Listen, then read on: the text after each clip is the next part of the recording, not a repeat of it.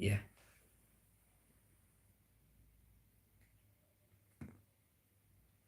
that's it.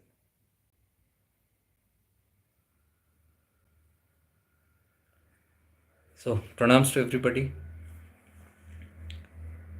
Today is the third day of what we are calling it as the shift, the shift to freedom.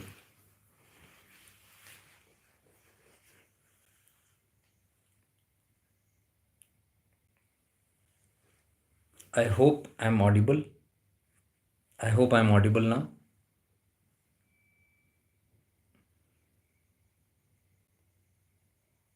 Oh, setting के लिए थोड़ा time लगता है हर बार. I think the audio should be now. There. Yes. That's it. Fine. Because I've got two devices here.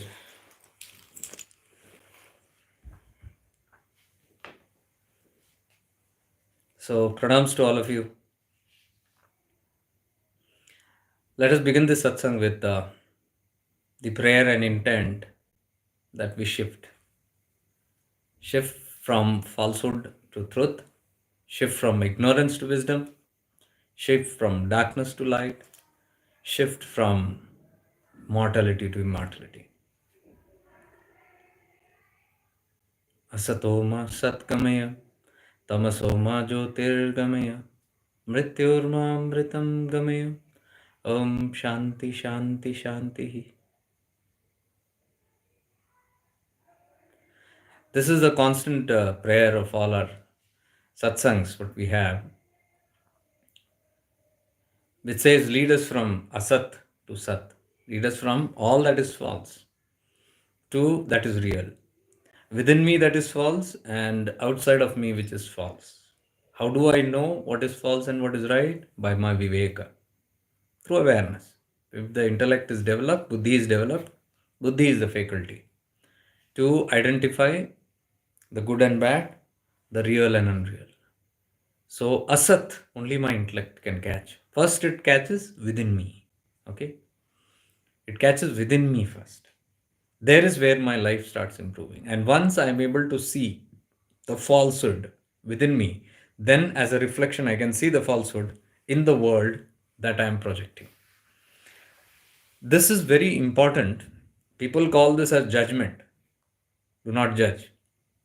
I don't really get into that. I am not talking about judgment here. Discernment. Discernment means the ability to see what is truth and what is false. This is a must, otherwise, a seeker cannot navigate on the path. You cannot navigate in life. So, first, if I have to evolve, if I have to transform, I have to see all the falsehood within me. All the stuff which is unreal, which is not truthful, I must be able to see it first within me. When I see it within me, I transform. I let go of which is asat in me. I let go of which is tamas in me. Tamaso ma jyotirgamaya. Lead me from darkness to light. Mrityor ma mritam gamaya. Mrityu. Lead me from this falsehood of death, because we never die. Only the body dies. I, as awareness, remain. When I leave the body, I'm still aware. Who's aware? Those who live in awareness. I always say this. Those who live in awareness shall live in awareness. So, if you live in awareness, you are aware that you don't have a death. You are aware that you cannot die. Body is coming and going. That is called immortality. Okay, let us get our definition of immortality right. Many of us feel immortality means prolonging this body and making it 400 years, 100 years, 500 years, 1000 years by looking at the rishis. Rishis had a different work to do. We don't have that kind of stuff. We have only nonsense here. Rishis had great tasks to do. So their goals were very much strong. The goals of rishis were to help mankind reach to such states, and they had dedicated their life. So let them live for 5,000 years also. But what are we going to do with 5,000 years, or even 500 years or additional 50 years, what are we going to do? What are we going to do? Move around creating with more desires and vasanas and get stuck up in the karmic loads? Rishis were not the people who were stuck up in karmic loads. They relieved themselves of karma and they helped relieve others of karma. So their immortality is different with the physical body. We should never be greedy for this. We have a wrong definition in spirituality when people say immortality. I want to become an immortal.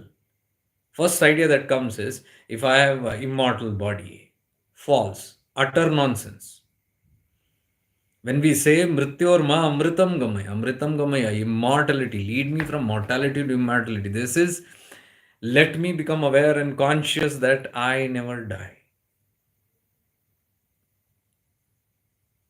And if I am aware, even by living, I know I don't die. Even during death, I know. After death, also, I know I don't die. That is kripa. That is grace. That is a prayer which he says. Mrityorma amritam gamaya. So I realize I have no mrityu. And this is the focus of shifting into awareness. To realize this, because once you realize this, you are free. That's what I said, shift to freedom. That one shift in my life, in realizing the truth, realizing the self is realizing the truth. Once I realize the truth, not understand the truth, okay? Difference. Understanding truth is different. Realizing the truth, experiencing the truth is another thing. Once you experience it, एक बार चख लिया आपने, then done. So that immortality has to be experienced and tasted,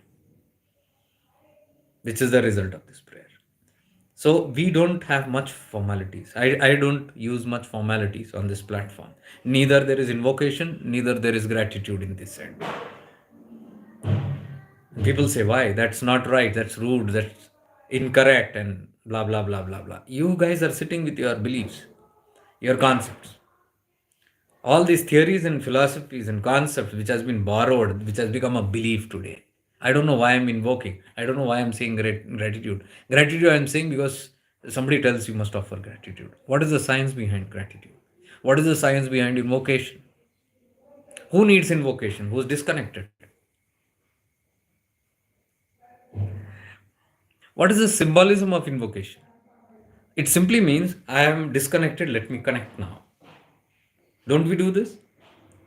In all the meditations, we connect. We want to connect.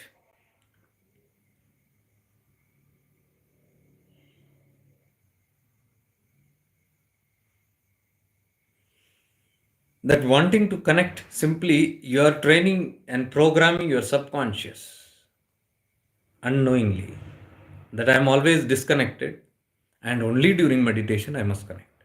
Other times I am blind. I am completely disconnect from everything.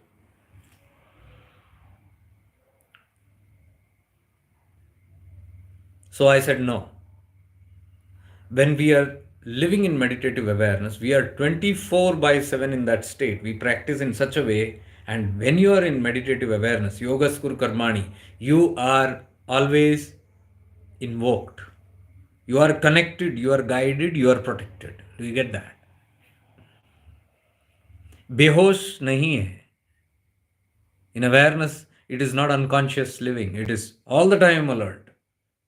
Not part-time business of spirituality कि दरवाजा बंद करके morning 1 hour I do, evening 1 hour I do, and then I'm unconscious. Such people need invocations again and again. And such people need gratitude because it's a selfish business. I invoke because I want to connect. And the moment I connect, I enjoy the realms. I enjoy the connection. I enjoy the grace. And in the end, I say, thank you. You may go. आप आपके रास्ते चलो मैं मेरे रास्ते कौन सा अज्ञानता का and that is why what we do the moment we come out of meditation we rub our eyes and we are patting our bodies and we are off to work and off into samsara lost again. How much I just want you to contemplate how many minutes do you take to get lost into samsara? I say, how much minutes do you take to get lost into samsara? I am not saying how much time does it take for samsara to catch up with you. Because we always blame samsara and maya.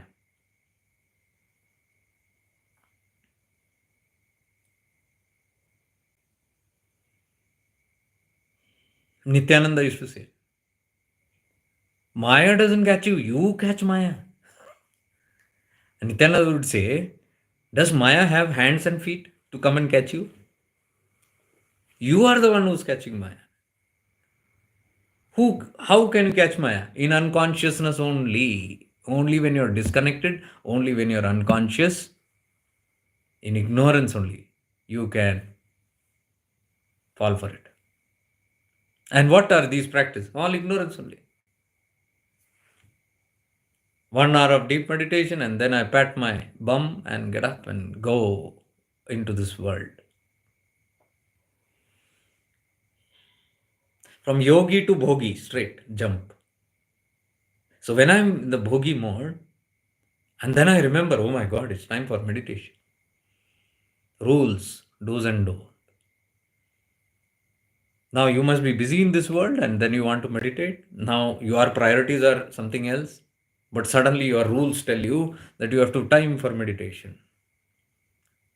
And somehow you are scared because don't know what will happen if I don't meditate. Maybe God might be angry. My guru might be angry. The mandala, guru mandala will be angry, and something, you know, I have to studiously follow.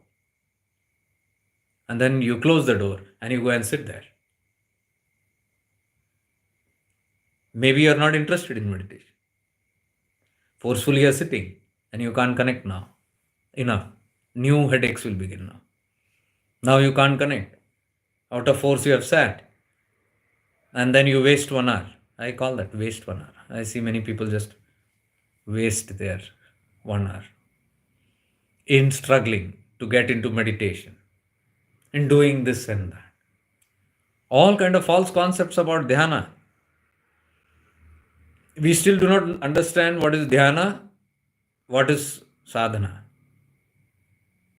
Dhyana and sadhana are not same. So you must be very clear. Are you doing a process? Which sadhana means do it. The doer is fully active. You do this and that there. You move your energy from this chakra to that chakra. You are the doer, complete doer. You have taken things in your hand. There are two ways to do it. You do it or you surrender and allow it to do. But most of us, 90+% is in the doer mode only. You send, you move the energy here and there. We are very smart even than Kundalini Shakti, Divine Mother also. We tell the Divine Mother where to go, what to do. So, anyways, and the other is Samarpana, surrender. You sit and you allow. So, anyways, in that also mostly doership only comes in. So, when you sit for doing, you are sitting and doing a lot of things. That is called sadhana. Dhyana is different. Dhyana meditation means, what is the meaning, definition of dhyana? Absence of thought. Chitta vritti nirodha. Patanjali Yoga Sutra says. Vritti, nirodha. The exhaustion of vrittis. Vrittis are thoughts. Thought forms, psychic impressions. That comes like thoughts. So the complete end of vrittis, what happens? When all the thoughts drop, mind becomes blank, empty. Then only one can enter into dhyana. That is meditation. Meaning of meditation. Let's get our basics right here. Okay. This is all taught in the basics in shifting into awareness. And we go beyond all that. In the static, without these kind of trainings, we don't go ahead. Because first we have to correct our falsities. We don't understand. Sometimes we do all these methods completely wrong. We don't understand anything about it. And keep on doing process and techniques and process and techniques and techniques and techniques and techniques until you get fed up, until you get frustrated, until you get tired. Most of us do all these things out of greed or fear. You're greedy for some desire in this world. So you want to do that Tapas, you don't want to do that havan, you want to do that pata, you want to do this meditation, that technique, this puja, this archana, this aradhana, that abhishekam, that homam. All this is for greed. Swartha bhakti. This is known, defined in Vedanta as Swartha bhakti. Nityananda says in Chidakasha Gita, this is Swartha bhakti, in which barter system happens. You are motivated to do this worship or even a prayer because you have some selfish need. And Nityananda says in Chidakasha Gita, in the start, bhakti is selfish. So the bhaktas are selfish in the start. We train people in this in the start.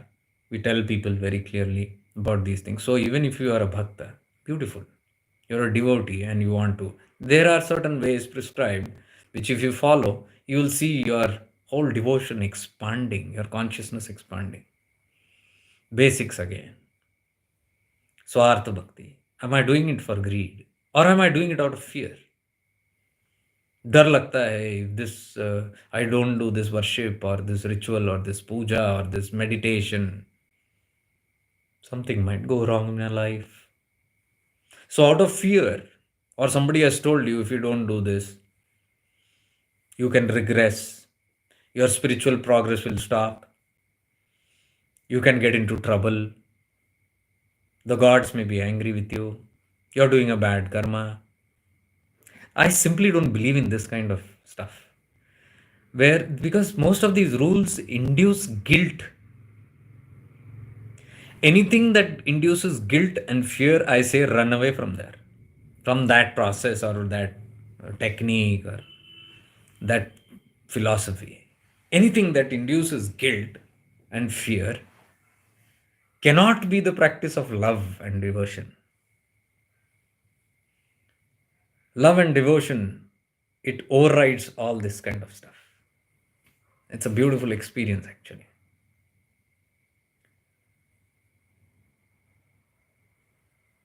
So we might do it out of greed or out of fear. I must check out which is this is known as Swarth Bhakti. It should become Niswarth Bhakti.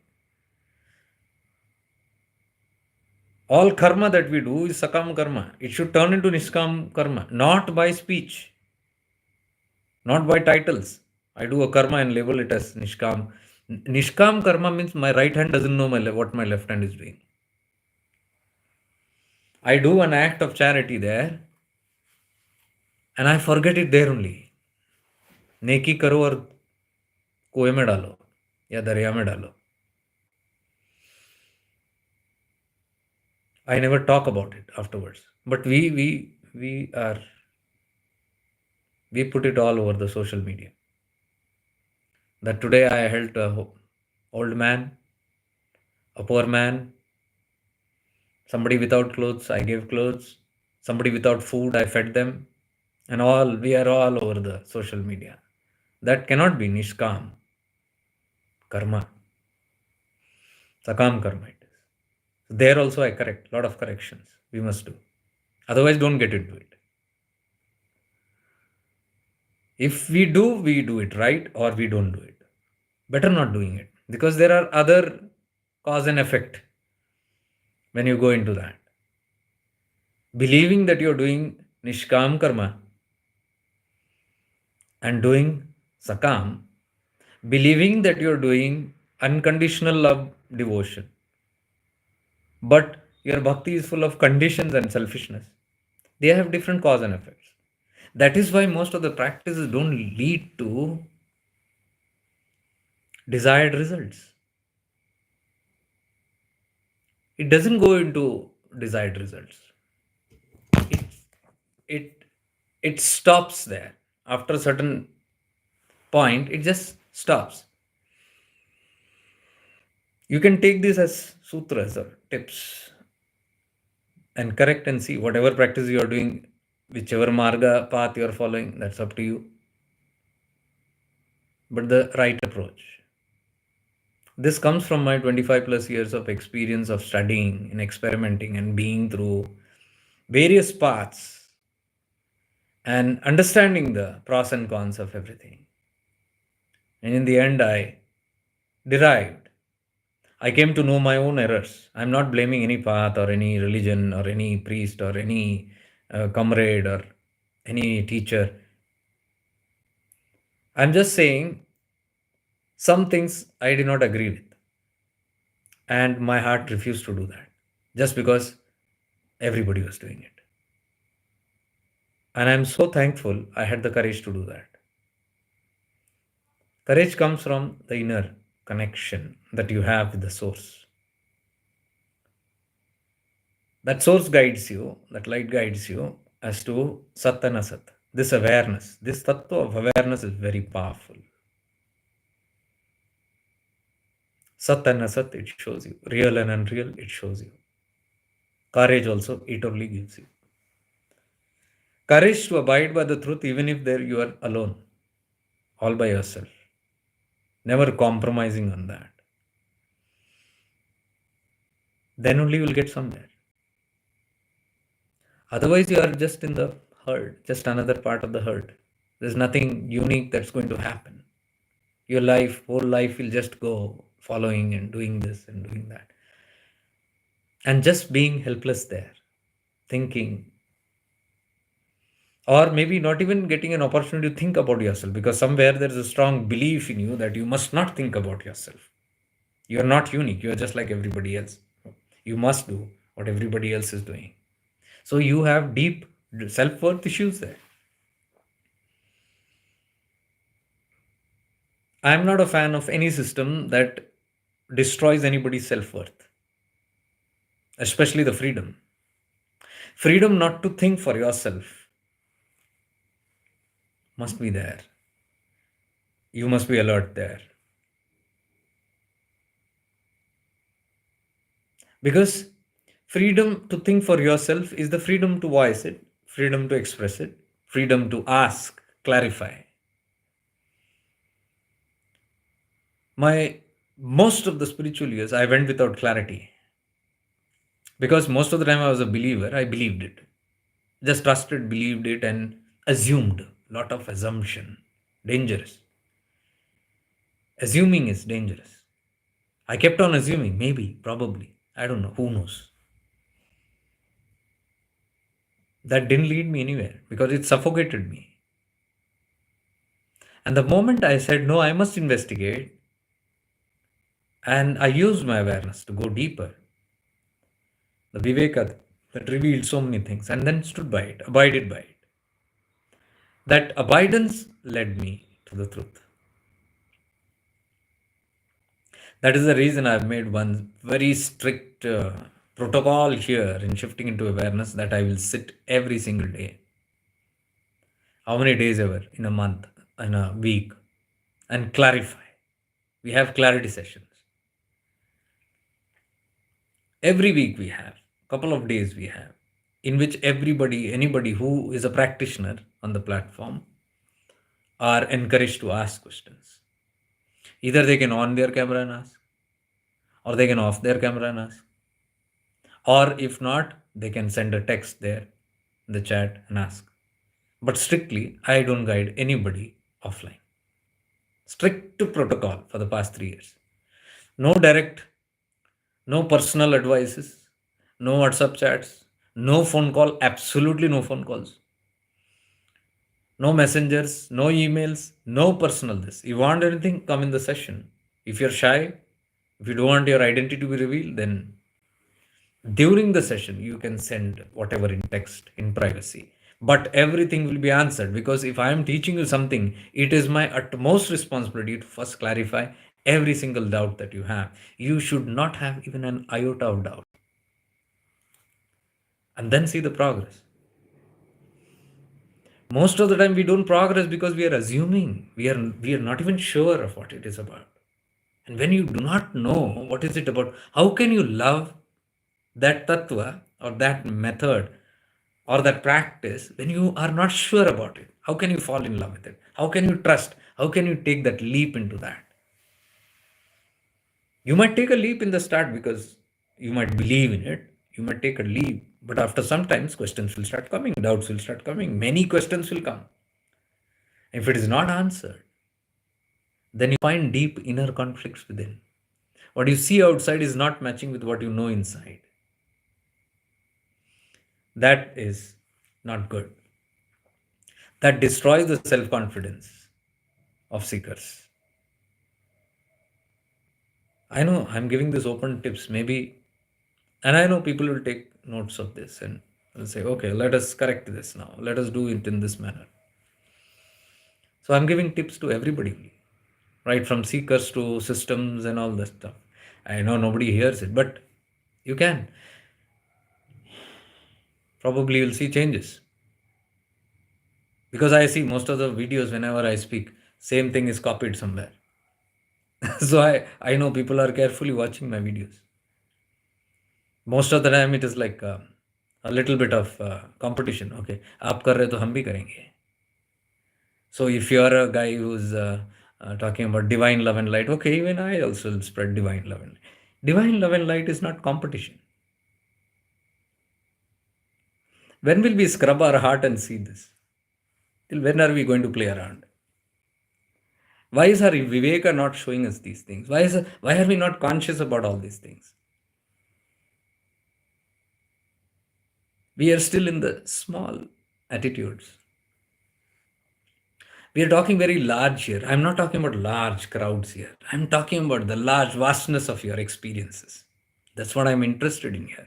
I don't want crowds. And I see it's very nice to see it gets filtered and coming here. Even these sessions, what I'm doing, filtered crowd is coming through that. And maybe one, two dropping in. That's what I want. That person, those people who are ready, who are expressive, who are understanding that I need not be a frog in the well.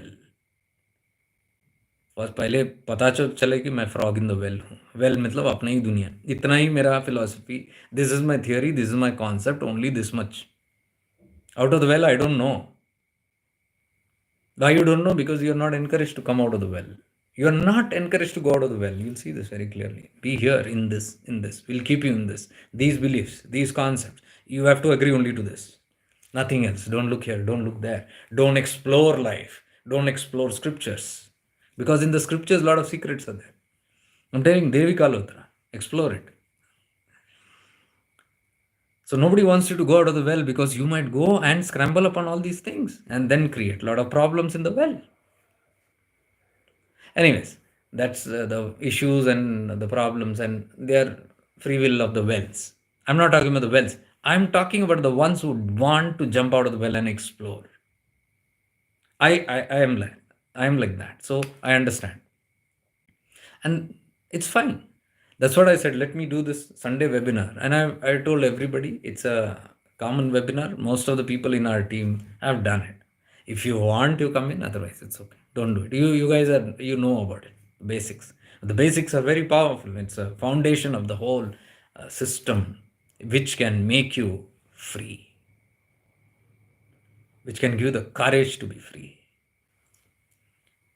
So I said, even if 10 people are coming in who are new also, I'm fine. Absolutely fine.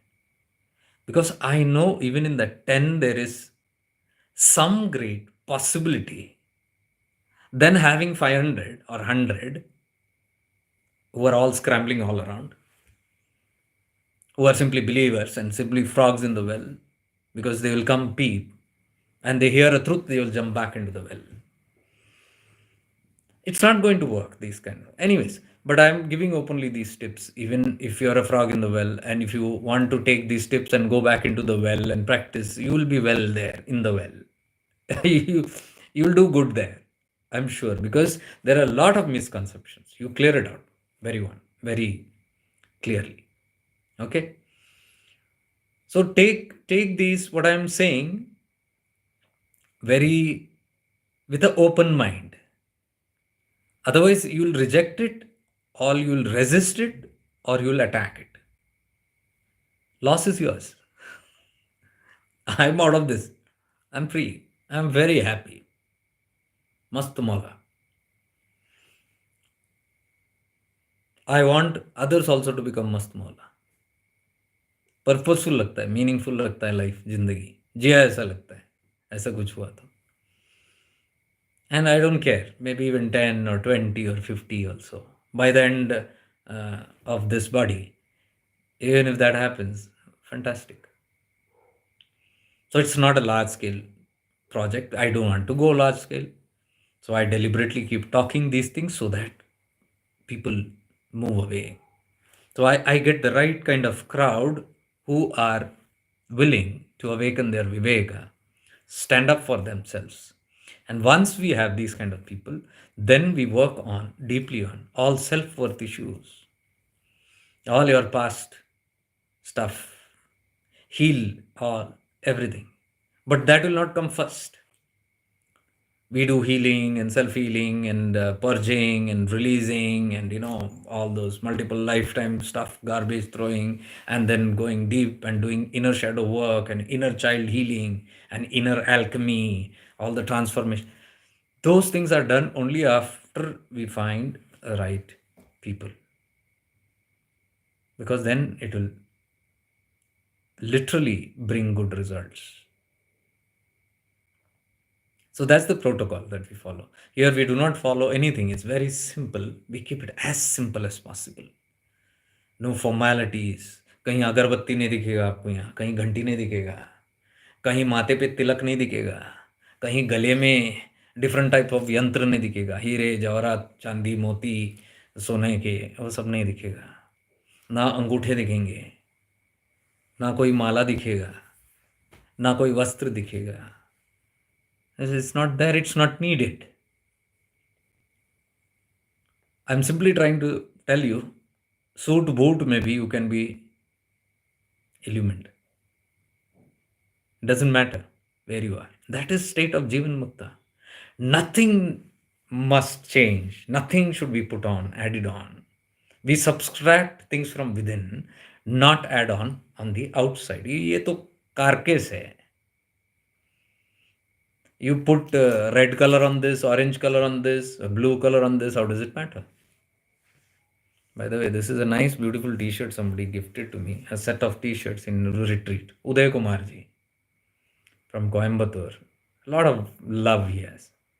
A Tamilian. He's a Tamilian and he follows. He comes only for retreat. So he said, Jake, I have brought something. I said, okay, good. So today I was flaunting it around.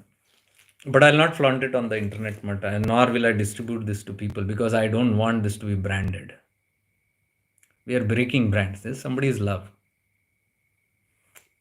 Heart ke paas. Okay. So what I'm saying is, no invocation here and no gratitude, because I believe you must strongly stay in invocated state at all times. In all the three avasthas, Jagrita, Sushupti, and Swapna avastha also, if we can train, we can program it that way. We have all these practices, deep practices. I'll be doing a webinar, I don't know, next Sunday or something. This is for everybody. I open it to everybody. Okay, I won't name it right now. I'll tell you later. You can literally reprogram your life. Because if I tell this something, then there are people waiting to see my move and move. I don't want to encourage all that stuff here. I am literally bothered on sincere seekers who are mumuksha. That's all. No other play. This all play that I talk around so much, which people keep on telling, why? I said it's needed. You won't understand why I do what I do. Allow me to. Let me do my work. You do your work. You just do your work. So, when we break all this, because this is Shaktopaya level, this is not Anvopaya. Anvopaya is all external, right? So we begin, our basics begin here with throwing off the external, throwing off all formalities. So there is no affinity to anything. There is absolutely even no affinity like chanting a mantra, using a tantra, or using a yantra. Because by the time you come to the third level, Shambhopaya, this has to be thrown away. So if it has to be thrown away, why catch it? Oh no, but I need it. then this is not the path. I tell them this is not the path. You will not understand it.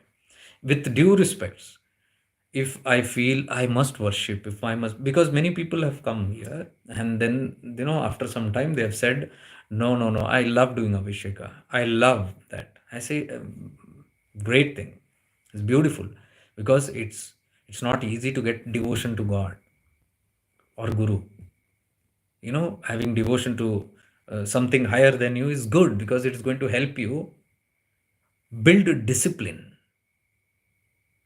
It will make you serious on the path, so that's respected. But here it doesn't happen, so you have to return back to whichever path you're doing or find other ways. I can guide. There are many foundations that I have guided, many people from here. I've sent so many people. I've told, you go to this place, you go to Isha Foundation, you go to Art of Living, you go to Shiv Yoga, you go to, I have told, you go, because I know their patterns and what is their liking, and I know which stage they are. So you need it, you go do it. But here we do something else, it's a little different. And if you can do it, most welcome. Come and try it out, check it out. नहीं हो रहा तो वापस जाओ. Get into whatever practice you're doing. Maybe even Hatha Yoga. There are people who came from there. And that is why we have people from all foundations. We have from all institutions. There are people who are familiar with everything. Here it is an amalgamation of all the paths. We respect all the paths. Every master is great, but no fanatism is there. I am not a fanatic for any one person, any one path, any one religion. Absolutely no. Due respect to all the teachers, not just masters and gurus. I'm telling you, even the teachers. There are many, many great teachers who are doing brilliant jobs. And I'm telling you, you'll not even know them because they don't have a uniform. They don't have brands. You might not know them. And it's okay. But I know so many light workers in the western part. There are so many of my friends who are simply doing their best in this world in a very small, small way. But that is very deep change, very deep transformation, impactful what they're doing. They build people that are, one person is equivalent to 10 people, that kind. So that matters what they're doing. And everybody is guided by the source. It is not that they have a separate source, we have all is coming from one source. The source is only adjusting to which kind of taste who has. I have a certain taste, the source will function in a different way in me. Somebody has a different taste, it's a different way. That is why you will see all religions we adore here.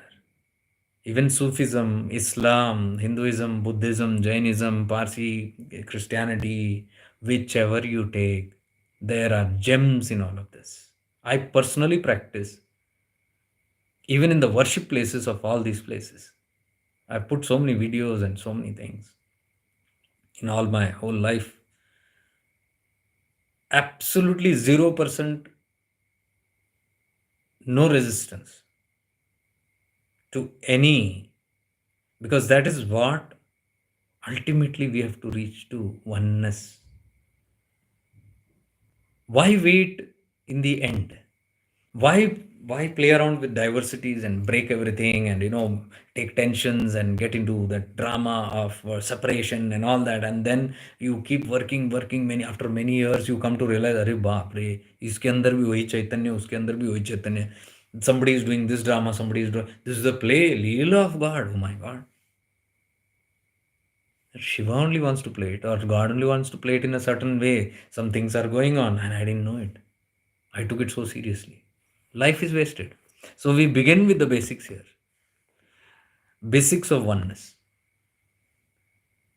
Not like a rule. Sit here and experience, I say. Come here and let's say. Let's sing a Sufi song and show me where divinity is missing in that. We can raise consciousness, we can drain the Kundalini Shakti even through a Sufi song. We have done it. Even through a Christian hymn. through a Sikhism song, Kundalini activation. It's just simple ways of understanding divinity. Divinity is working in everything. Because of our belief system, it doesn't work for us. We discard everything. You are mincing that same Shiva into pieces. You are cutting the limbs of Shiva and saying, I don't like this hand of yours. I don't like this finger of yours.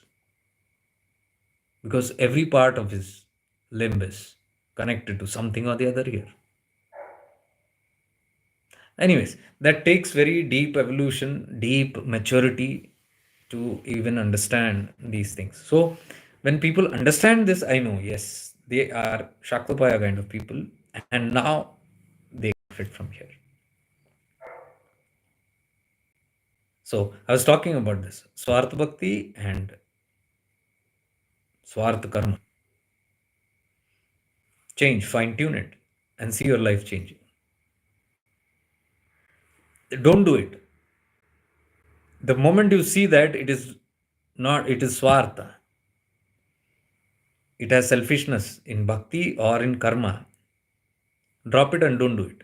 There, then and it's stop that activity. Don't continue like a believer. It is not going to help. At the same time, it is going to build up something else. Many things we must know on this path. It is not important to just keep healing and healing and healing. What about the new gathering that we are taking? So much of unwanted muck we are gathering every single day. 1 hour of meditation is not going to help. 2 hours of meditation, 4 hours also is not going to help. What about the other 20 hours what you're doing? That is going to matter. And that 20 hours will matter only if you are aware. If you are not aware, you will build up and gather more unwanted garbage. So you gather 20 hours of garbage and you spend 4 hours of release. That too, not everybody does 4 hours. 2 hours, 2 hours, I'm thinking like 1 hour, 1 hour, I'm saying. In that 1 hour also, it's time pass. Most of the time, you can't connect also. So literally, what have we released? And what are we gathering? If you see that ratio, so the first protocol, first step that we take here is to stop new garbage. And to stop new garbage, I must be alert 24 by 7. But that's not happening.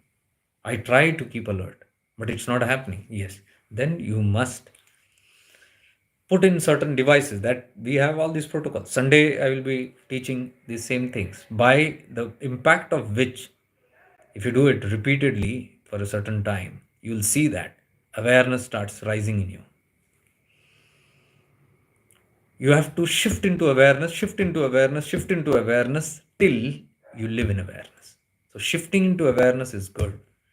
But the question is why we are calling, we named it shifting into awareness, because we are in that state where we keep drifting out of awareness. When does shifting into awareness come? When you are not in awareness. So, the name shifting into awareness itself means constantly I keep on doing it. That's a practice. And there are various different ways to crack this. It cannot come just by being mindful of these things or try it. We have inculcation of lot of stuff and lot of caretaking stuff is there. Lot of purging and releasing at the same time, increasing awareness. On one side, you subtract, you destroy that which is not helping you for your highest good. On the other side, you keep raising your vibrations.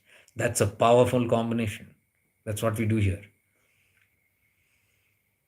Any one you catch is not going to help.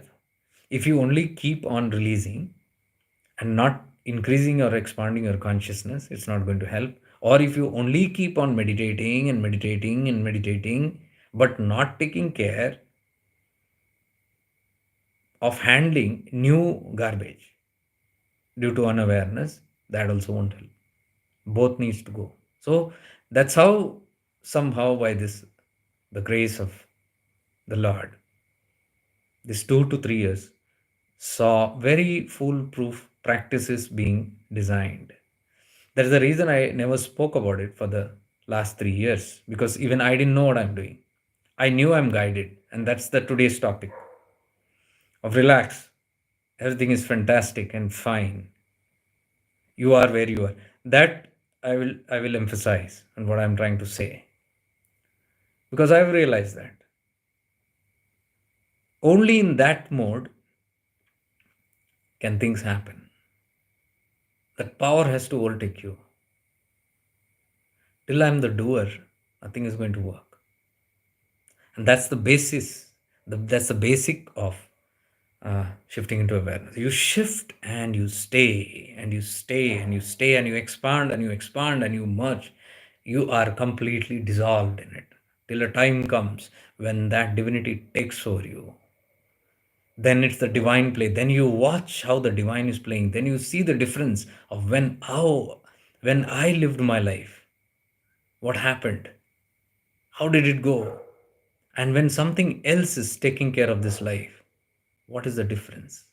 When you notice that difference, you'll drop the doing.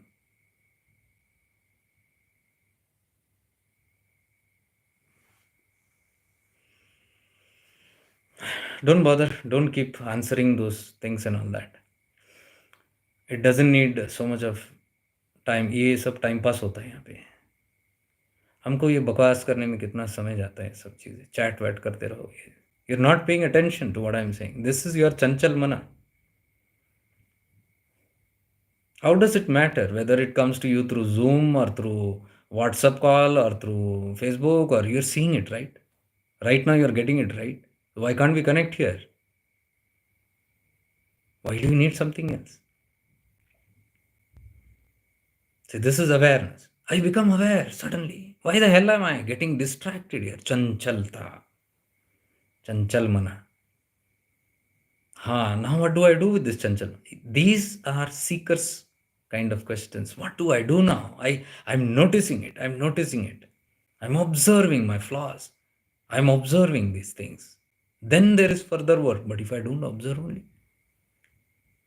very difficult it is. So we must not get distracted. In the retreat, there is a 3-point rule that I've made, not a stern rule or something. It is a rule for very important. I say 3 things there. Disturbed. You don't disturb yourself. Don't disturb me. Don't disturb others. Strict rules in retreat. You can see me again and again emphasize, because the kind of work that is needed in that place. Because दुनियादारी में करते ही रहते हम लोग. Sansar, we are into all this nonsense all the time, and we get that retreat 4 days or 7 days. In that 7 days also, this man फड़फड़ाता है. It wants to dance there also. The vasanas will attack. The obstacles will come. So I know the people who come there come with all the phadpadat. Now they will phadpada there and they will phadpadao me. And when I phadpadao, everybody gets phadpadao. Where did it start? My phadpadat. So I say, don't disturb yourself. Don't get disturbed by yourself. Because if you get disturbed by yourself, you'll disturb me. And the moment you disturb me, everybody else is disturbed. There is work going on here, my dear. And 1 or 2 days in the start, we don't understand those things. It takes a while for people to settle down, and by third day, everybody's into it. And then they say, wow. Now, without these kind of measures, you will never get into that wow. So you need somebody behind your back. You need somebody who's so attentive of you, without which it's a little difficult. And that's why we call it retreat. That's why you call a guide or a coach or whatever bullshit that title is. These guys are people who can coach you or guide you because they know something that you don't know.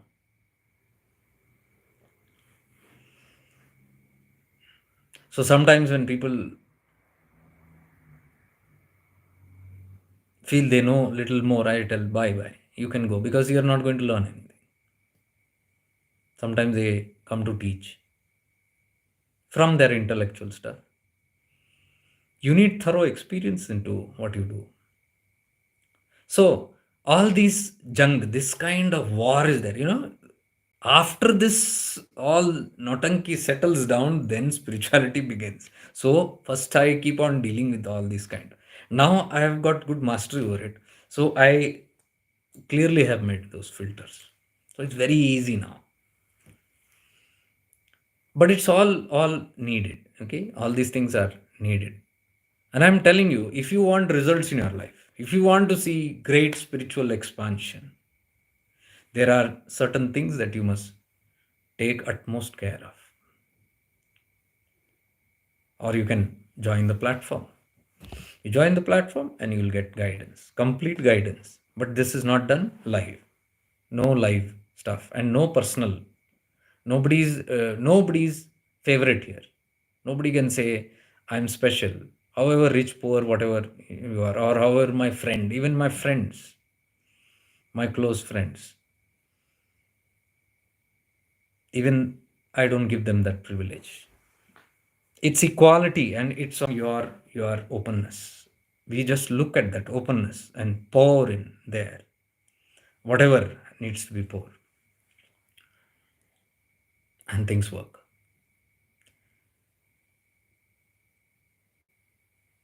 So a certain kind of mental discipline also takes place, but more than that, rigid discipline, what you have to do this, you should not do this, that's not so easy. Simply I say, do these practices, because this practice will start bringing discipline into your life. It's marvelous if you see, because that awareness which is there, that awareness is your guard, your watchman. It does half your work.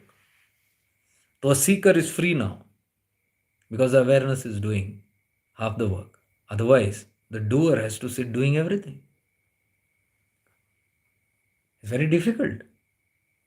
For me, if you see, it will be impossible because I am a one man army.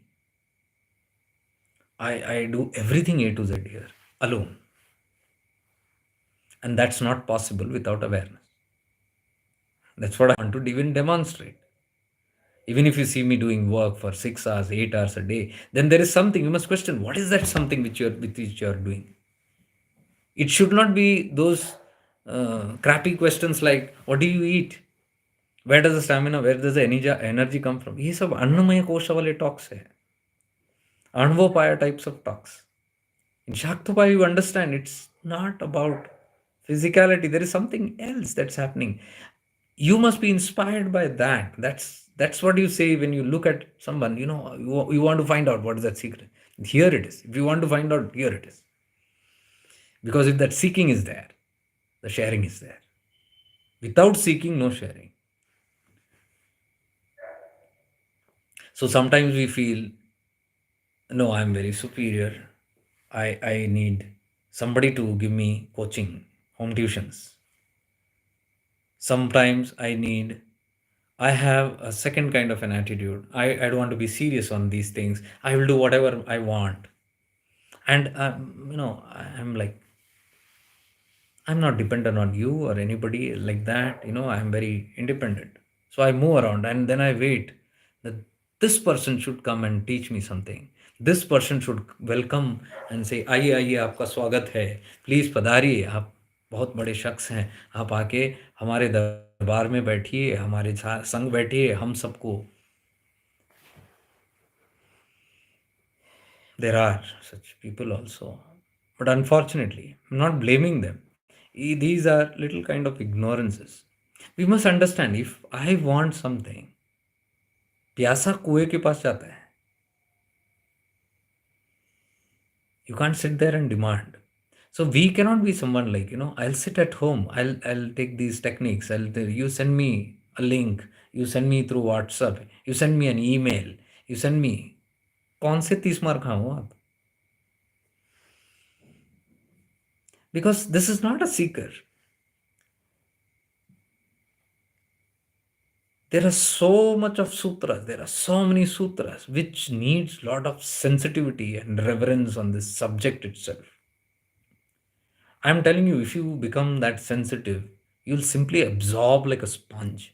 You don't have to enter. You don't have to keep on memorizing. And most of the people in the retreat also, when they are in the retreats, देखो 30 मार खां बोले तो कुछ लोगों को बुरा लग गया.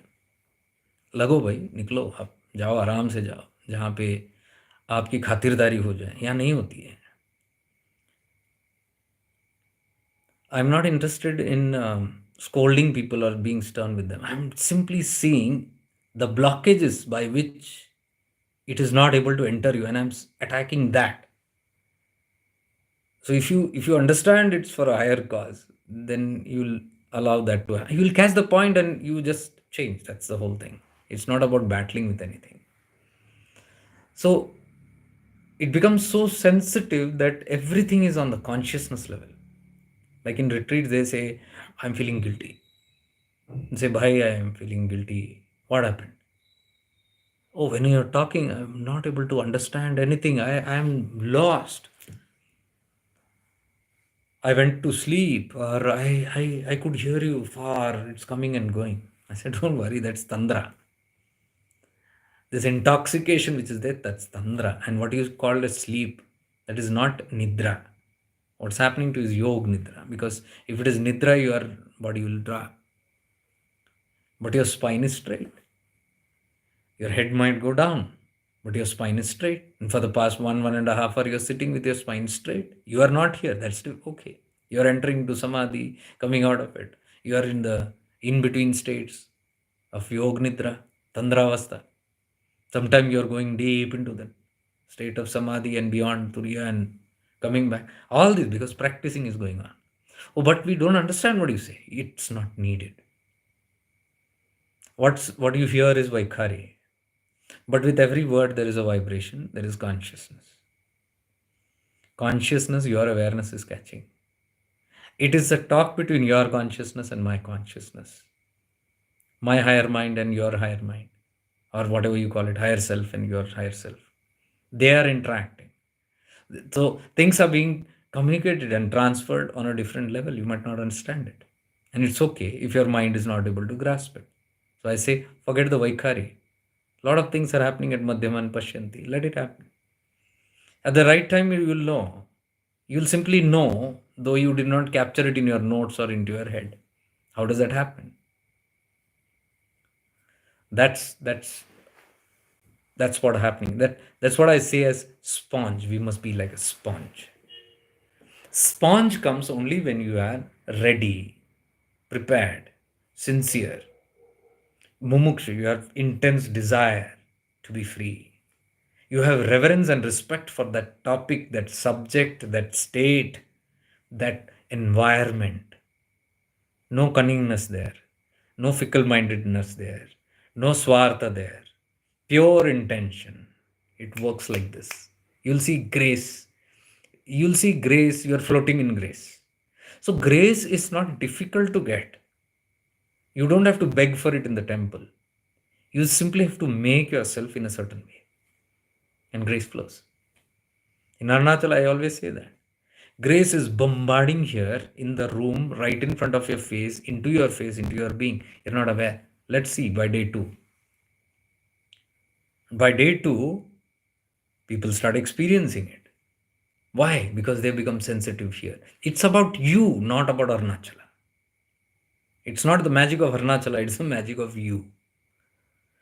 Our work is to make people sensitive. That's all. Arunachala is doing the work for everybody, but everybody is not getting the grace. So many people are sitting in front of the Guru, around the Guru. Everybody doesn't get the grace. Have you noticed this? There are all kind of people around the Guru, big, small, rich, poor, great, small, a beggar, a king, a politician, a stupid guy. Everybody is there. Who gets?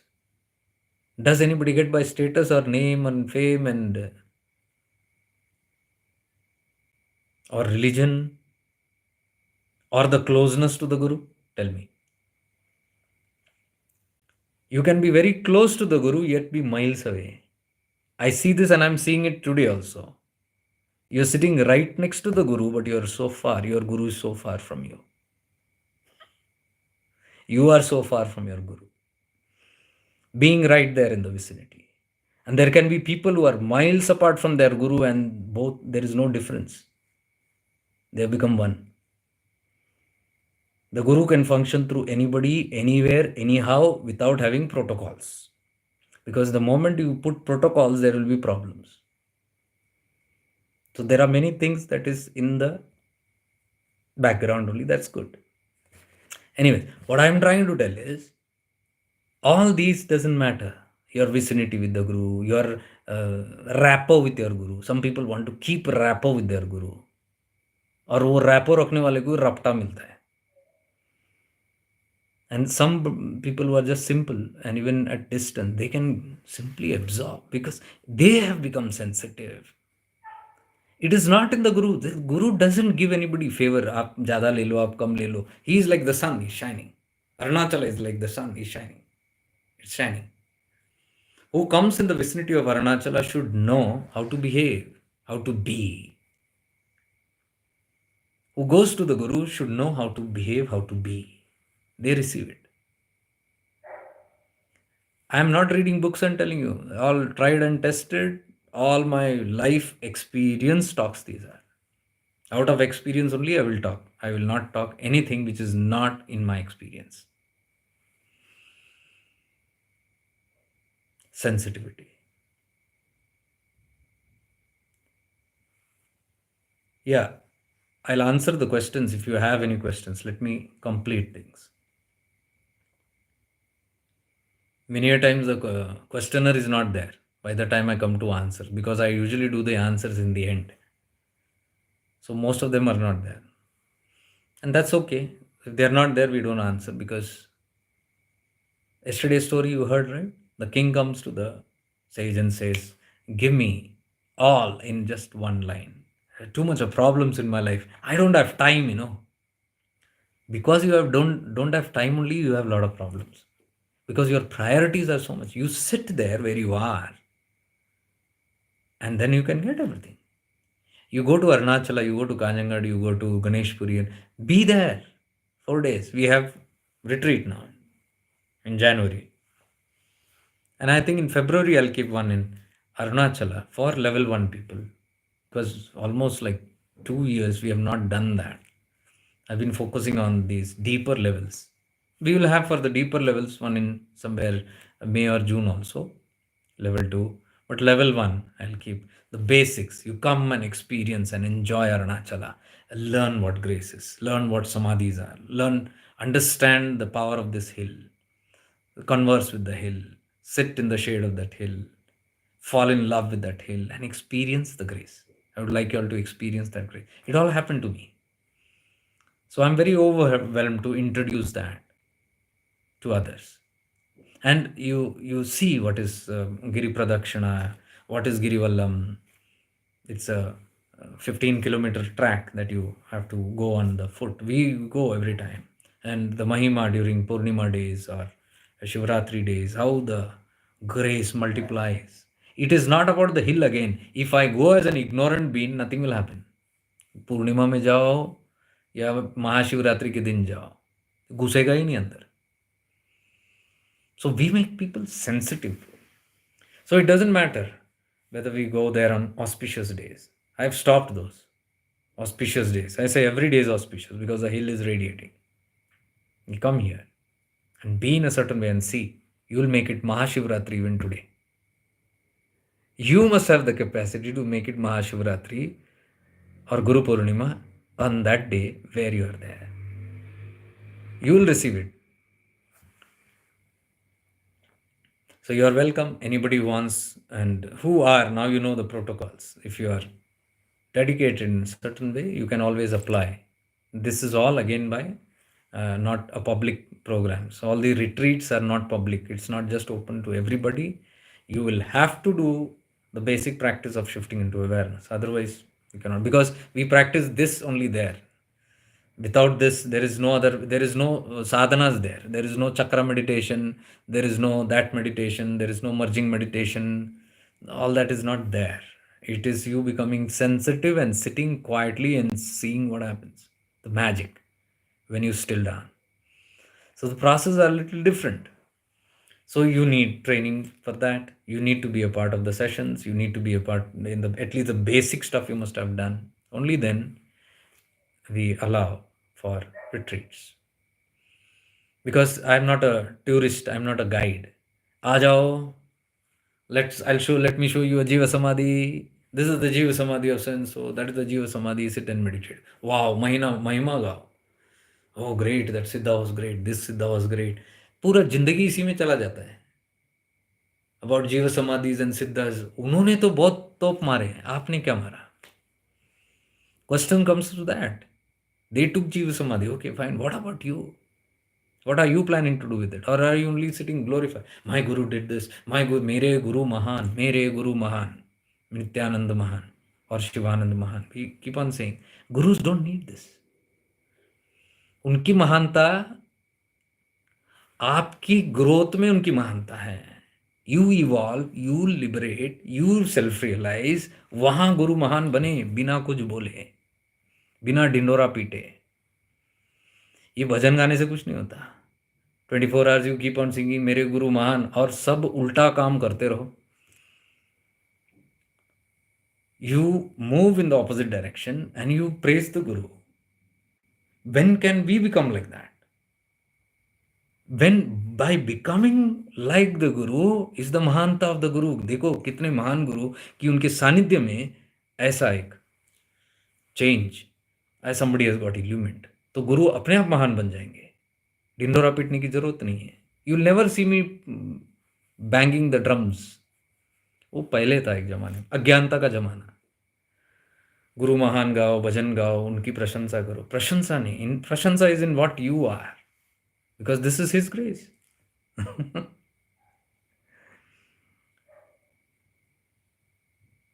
These things won't be understood very easily.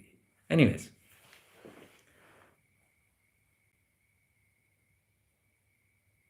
you'll see what we talk here is sometimes completely opposite to what you have programmed yourself. So you might feel scared. The mind and ego might be threatened, but it's not so. It's not, because as the people in the start, they were trembling. What the hell is this? But as everything shut down and they understood, now they experience everything much more deeper. And they understand it's the grace of their own masters, their own paths, and all which brought them to here. And all those things, they understand it very clearly. All the doubts are gone. Doubts can go only when you experience it. ये बोलने से सुनने से नहीं होता. उसमें विवाद होता है, डिबेट होता है, आर्ग्यूमेंट्स होता है, कंपटीशन होता है, डाउट्स होते हैं, फियर होता है, भगदौड़ होती है, खींचातानी होती है, then judgements and wars and things like that happen when it goes on that end. But from this end it's a different world. So coming back to this whole thing, what I said right now is pointing to today's subject, which I said, relax. You are on the right track wherever you are, however you are, in whichever phase of life you are, in whichever age you are, in whichever corner of the world you are, in whichever path you are, in whichever practice you are, in whichever religion you are, in whichever condition you are. That is where you are meant to be right now. First, let's understand this very clearly. I am where I am right now because life has chosen me to be here. First of all, I'm trying to tell you, nobody regresses on the path. Okay? It is absolutely false to say, मैं पथ से गिर गया. I don't even believe in path brushed. It is a temporary fall. You know what? In this path, you cannot conclude. You must not conclude anything. Because change is inevitable, happening every moment. You cannot, what are you going to conclude? Nothing is permanent. Everything is changing. Every moment it's changing. See the news in the world. Can you conclude anything on the news? Can you say this is how it is? You see the war situation somewhere going on, and today something happened. Or one of the terrorist gang, somebody, the leader has been killed. Can you conclude and say the war is over? Can you say victory is there? One country overpowers the other. One country cancels one deal with the other country. Can you conclude? One new president comes somewhere. Can you conclude now things are going to be like this? One new prime minister comes into our country. Can you conclude now it is going to change? One prime minister goes. Can you conclude now it is gone? Life cannot be concluded.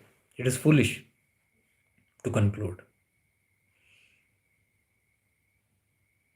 Somebody is sick. Can you say that person is gone sick? No. Any moment that person can heal or change or transform.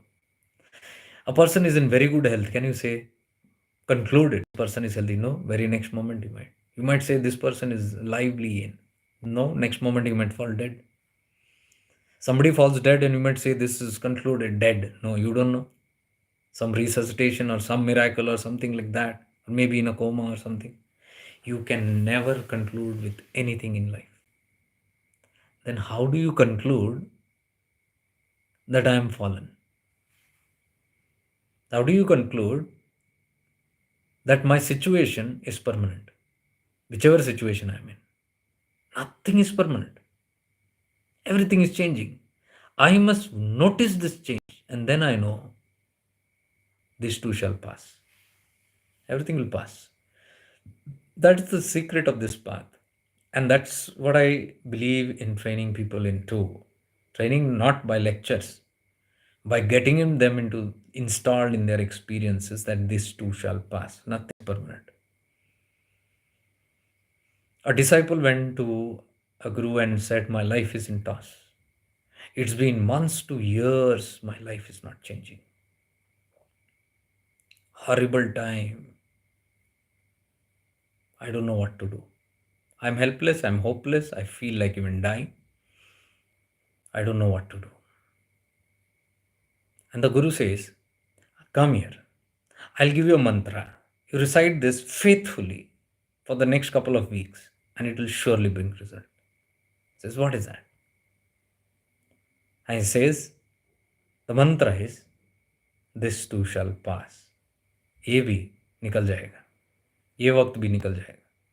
He said, that's all? Yes, that's all. But do it with utter faith and that vibration and believing fully. And the disciple goes back. And because he has a lot of love and devotion to the master, he does it. After a couple of months, he's not seen for many months. We don't know what happened. After a couple of months, this guy comes in and meets the Guru and he's very happy. He's changed, he's transformed, and a lot of things have happened in his life. And everybody sees this. And he says, your mantra worked, dear Guru.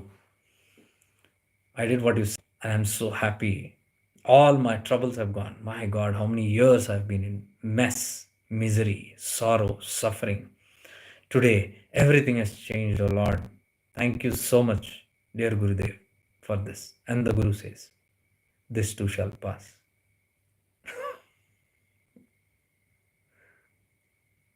The teaching is there. That's non-dual teaching, not one-sided. Everything is changing. Bad times change, good times come. That doesn't mean you say that, oh, good times have come, this is permanent. Nothing is permanent. It's like the changing seasons. Seasons change, people change, situation change, geography change, body changes. Look at the body changes, what's happening. And you can see resistance in every aspect of life. How resistant we are. We can't accept change. Baal pakre, arey baap re. Immediately go to the mirror and dye lagao. किसको बेवकूफ बना रहे खुद को? Body is there, it has a certain time, it will age.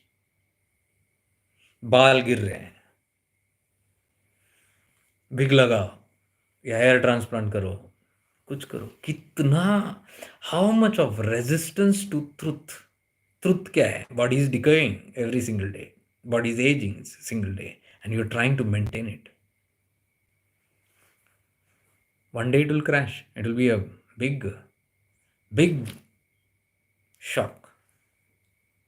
If you accept life, you can live graciously. If you accept that, sometimes it is happiness and sometimes it is sorrow. Why am I banging head on this? Be in the center. Be centered in the neutral. Be okay with both. When you are in that state, you know that whatever is happening, this too shall pass. I have got this body. So what? This too shall pass. Is this going to be there forever? Once you know for sure this is going to pass, will you keep struggling to keep this body alive like a crazy person? So crazy, I want to just keep it alive. Immortality. Immortality is bullshit when it comes to the body. It will go. All the people who are trying to make this body immortal are dying every single day because they have the fear of death. If you have the love and craving for body immortality, you every day fear death. Every moment you are dying, you're suffering. And you accept truth, Satya, as it is, you're free. What is the struggle? What is the resistance? Now that this might sound very good for now. Tomorrow morning, all your problems will come back. That's how we say, oh, let me go and listen to another satsang. Maybe this guy is or somebody else is some motivational speaker. That is this craving for Guru. I want to switch on and listen to the Guru all the time. You will keep only listening to the Guru. Nothing else will happen because you listen, you will be stimulated and entertained. हाँ वाह, तसल्ली, hope दे दिया, डूबते नैया को बचा लिया. My ship was sinking. Oh, Devan, you saved me. Thank you. But I'll not do anything more than that. I'll not do anything more than that. You saved me. Next time I'll come for the saving lecture again on the TV again. And एक दिन I don't see him. कहाँ गए? I'm missing him badly. I don't see. I want to have his darshan. And what? And take assurances. What is the assurance? I love you unconditionally. I'm there for you. Bas. Suna. Maja aa gaya. Somebody is there. Somebody is there to love you. This is the most desperate kind of helplessness that you develop by these habits. You can never be free because you're not accepting that even the Guru has a body. It's a transitioning phase. This too shall pass. Disciple has a body. This too shall pass. What remains? Catch that which remains. Ramana is say beautifully. Let what come, let it come. Let what goes, let it go. Find out what remains. That is something that is permanent. What is it? Your awareness. With what comes also awareness is there. With what goes also your awareness is there. Does it die? Awareness is the only thing that will be with you all the time. Rest all are coming and going. Even your gods come and go. Maybe in your head, maybe in your thought, maybe in your visualization, maybe in your dreams. Don't be very happy with it.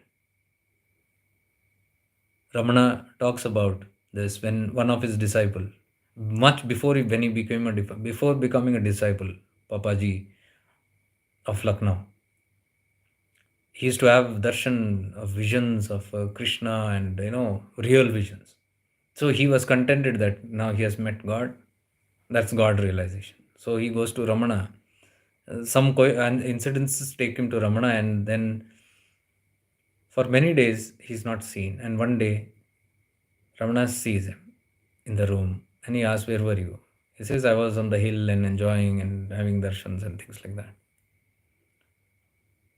And then this person wants to tell that, I don't need anything now. What is this all kind of mauna and things like that? What is the need for discovering this? I have God realization because I see God. And he tells this to Ramana, and Ramana is not impressed. He tells, I have darshans of Krishna, Sri Krishna. Ramana is quiet. Then he further emphasizes it's very real. My experiences are very real. It's not a joke, it's not a dream or something like that. I have tangible experiences. And Ramana simply asks, do you see him now? He looks aside and he says, right now, no. And Ramana simply says beautifully, this got engraved in my heart.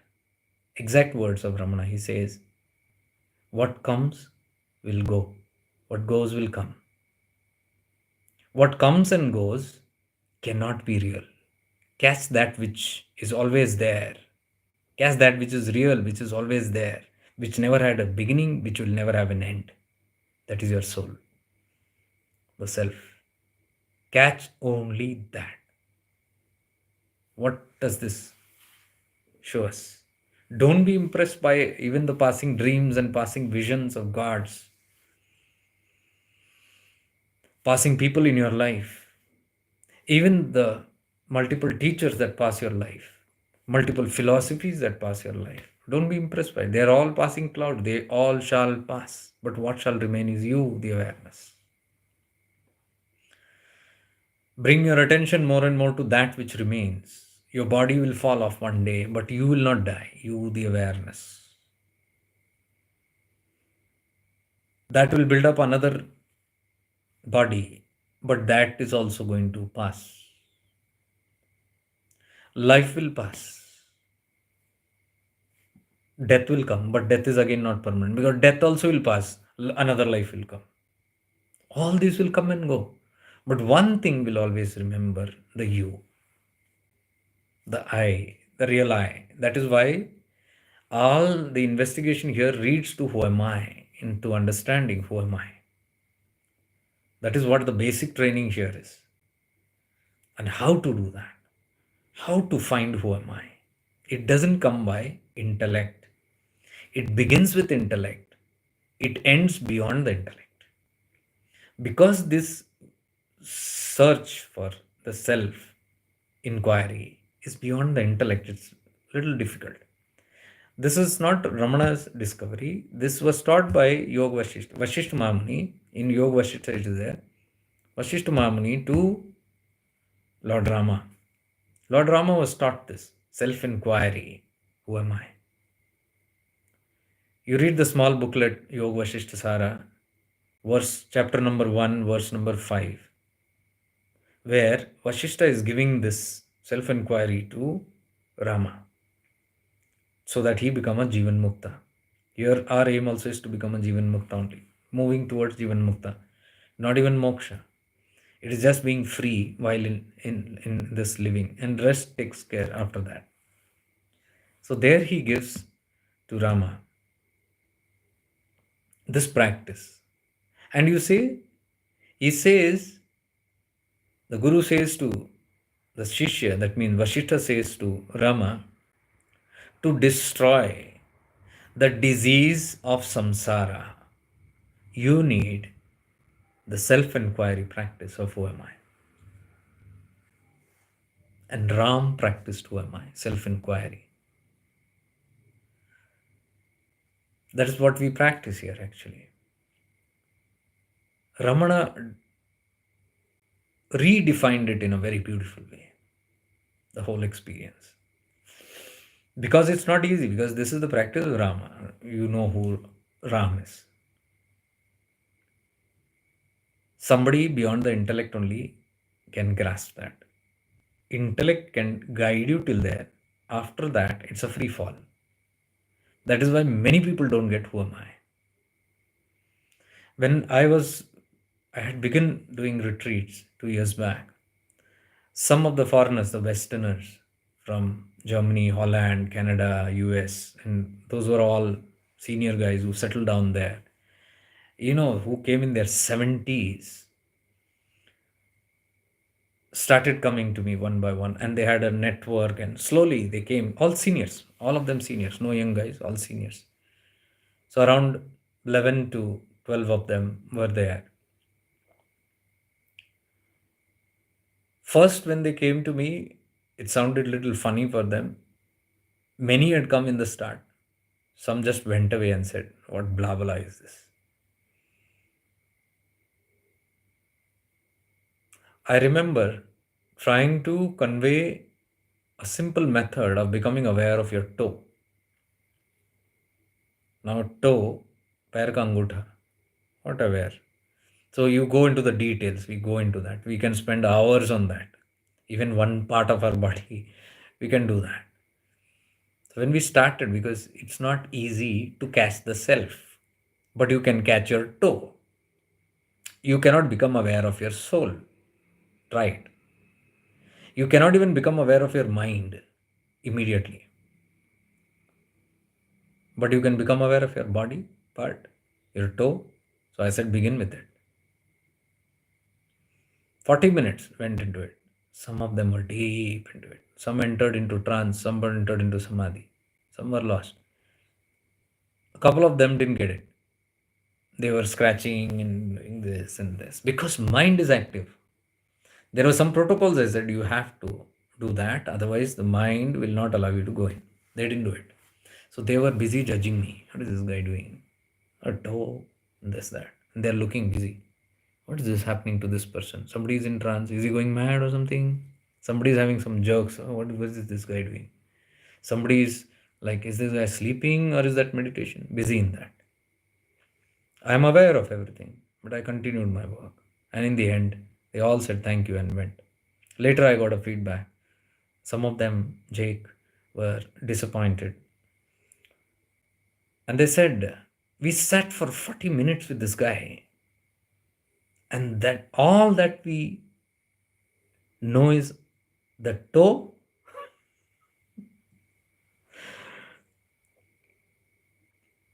And he said, sorry, Jake, these two people, rest all had great deep experience, but two of them say this.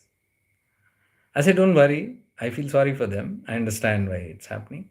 I just said, I am a bit amused